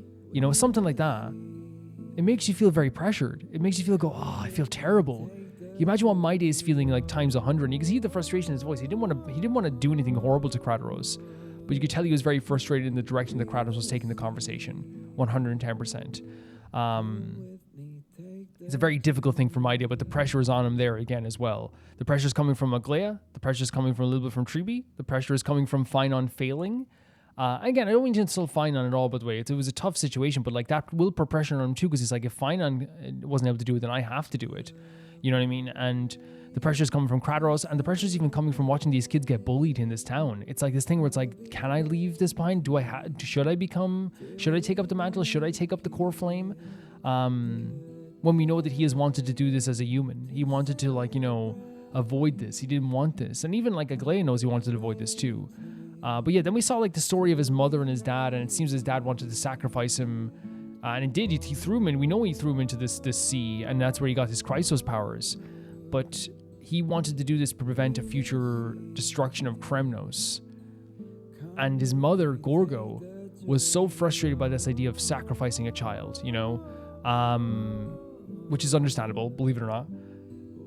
But they were talking about, again, I might get this wrong, but they're talking about the idea of bloodshed and the idea of destruction. It seemed that like Europon was sick of all the bloodshed, sick of all the violence, and sick of people pretending it was noble, all this bloodshed and violence. He thought this would end this. Because it was a cycle of violence in a way, because what happens is, clearly with the culture of Kremnos, is you kill the king and you become the king, right? And that's what you do. But he clearly like wanted to put an end to this somehow. But obviously it didn't, because in the end, what's so crazy is that even though like Mydei probably goes against the prophecies and goes against this idea of like what the traditional aspects of Kremnos may, even though he believes in the tenets, he obviously didn't care for like the what was happening here. In the end, technically he did turn his spear to his dad.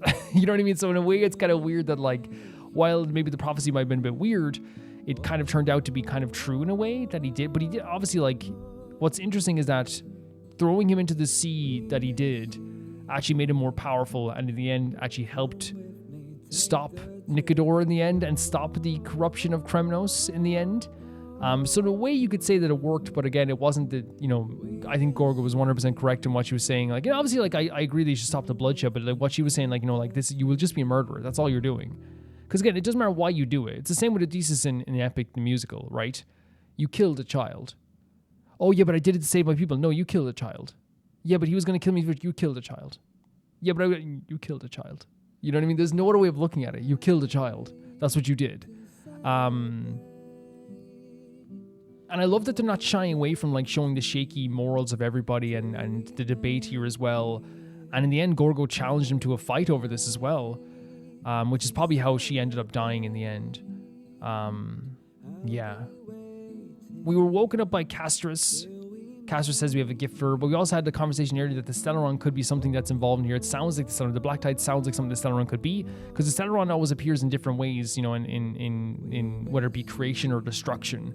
So there's a chance here that this could be a Stellaron, but as Dan Heng said, there's no direct signs that it could be a Stellaron yet, but there is, like, you know, an idea that could be. And I think that, like, this is adding an extra bit of fear to the story as well. I think this is such a good job of this, because while, like, we forgot about the Stellaron for a bit, if this is a Stellaron, we have a new task on our hands. Like, this becomes something we're already involved in this, but now we have to get even more involved in this situation. As Dan Heng said, this world is way too similar to our world in a lot of ways for it to be not a thing that they didn't get outside influence. Yes, it's totally normal for people to create things. As I said, like, you know, fire cooks, water cleans things. If you do this, you get this. If you create this, you create this thing. People can do that all the time. People have similar things all the time. Like, for example, like, you know, sundials and people create different ways to tell the time and chart the world and create maps. Everyone has their own way of doing like a similar thing. But a lot of this stuff is like so similar, like cameras and all this stuff as well. And again, I love that Dan Heng realizes from the start, has been building up to saying this from the start as well. Will you be joining us? Then it's settled. What I feel so far about this act so far as it's starting, I think it is a really great way of showing like, a growing pressure in this world to like try and fix this. It's become even more important now that Phainon failed. I think showcasing Phainon, who was like this great hero, not succeeding in his task, showcases how dangerous it can truly be. And now with the pressure coming from Mydei too, like they've done a really fantastic job of making the world around feel like it's closing in and that something has to be done. They've all the conversations are really, really done well. All the emotions through these conversations and the voice acting is all done really well. I'm really excited to see where this is going to go. It's all been done really, really fantastically in a great way. And I think the characterization of Mydei has been fantastic. He's a character who clearly cares about this world and has a lot of emotion in him and care for people. But he's just honestly still tormented so much about like the Kremnoans and his past and the pressure that's put on him by himself and the Kremnoan people as well. He is a tormented character who I believe just deserves the best. Honestly, I think once he gets to his point where he truly is himself and gets to be everything he ever wanted to be, or not everything he wanted to be, but everything he needs to be, I think it's going to be an amazing moment, really, honestly. But guys, that's going to do it for this video. Thank you so much for watching this, and thank you so much for supporting me. If you want to get these videos early, you can check them out on Patreon, or you can join the YouTube membership and you get them today. Actually, this video came out Monday night when it was released. Yeah, so and that I want to make it clear, every 2 weeks they come out like days early. Every but at Roma Reacts week they might be like a day or two early. So they might be a day early or a day or two early, because it's one of those situations where like Roma Reacts takes up like 8 hours of the week, so it's a big thing. But they still come out early. But this week, for example, this video came out on Monday, and I get the videos edited, I upload them, and they release them on Patreon and YouTube membership, and you can check that out as well. Thank you so much to Typhar2, Jamie Bull, Janet the Banana, The Ghost of Yazuma, Felicious Felix, Yuld, Anusta, Yassassin, True Peanut Butter, Peter Shelson, Leon, High Kasperian, Jared Beanham, Neo Showerite, and at the highest tier of my YouTube, Rolgama7, Blasco, and Lucinagi. If you want your name read out in the patron's name as well, it is I believe it's the highest tier, but the highest tier is less than 20 doll hairs on Patreon. It doesn't go any higher than that. So thank you guys so much for watching, and I'll see you soon.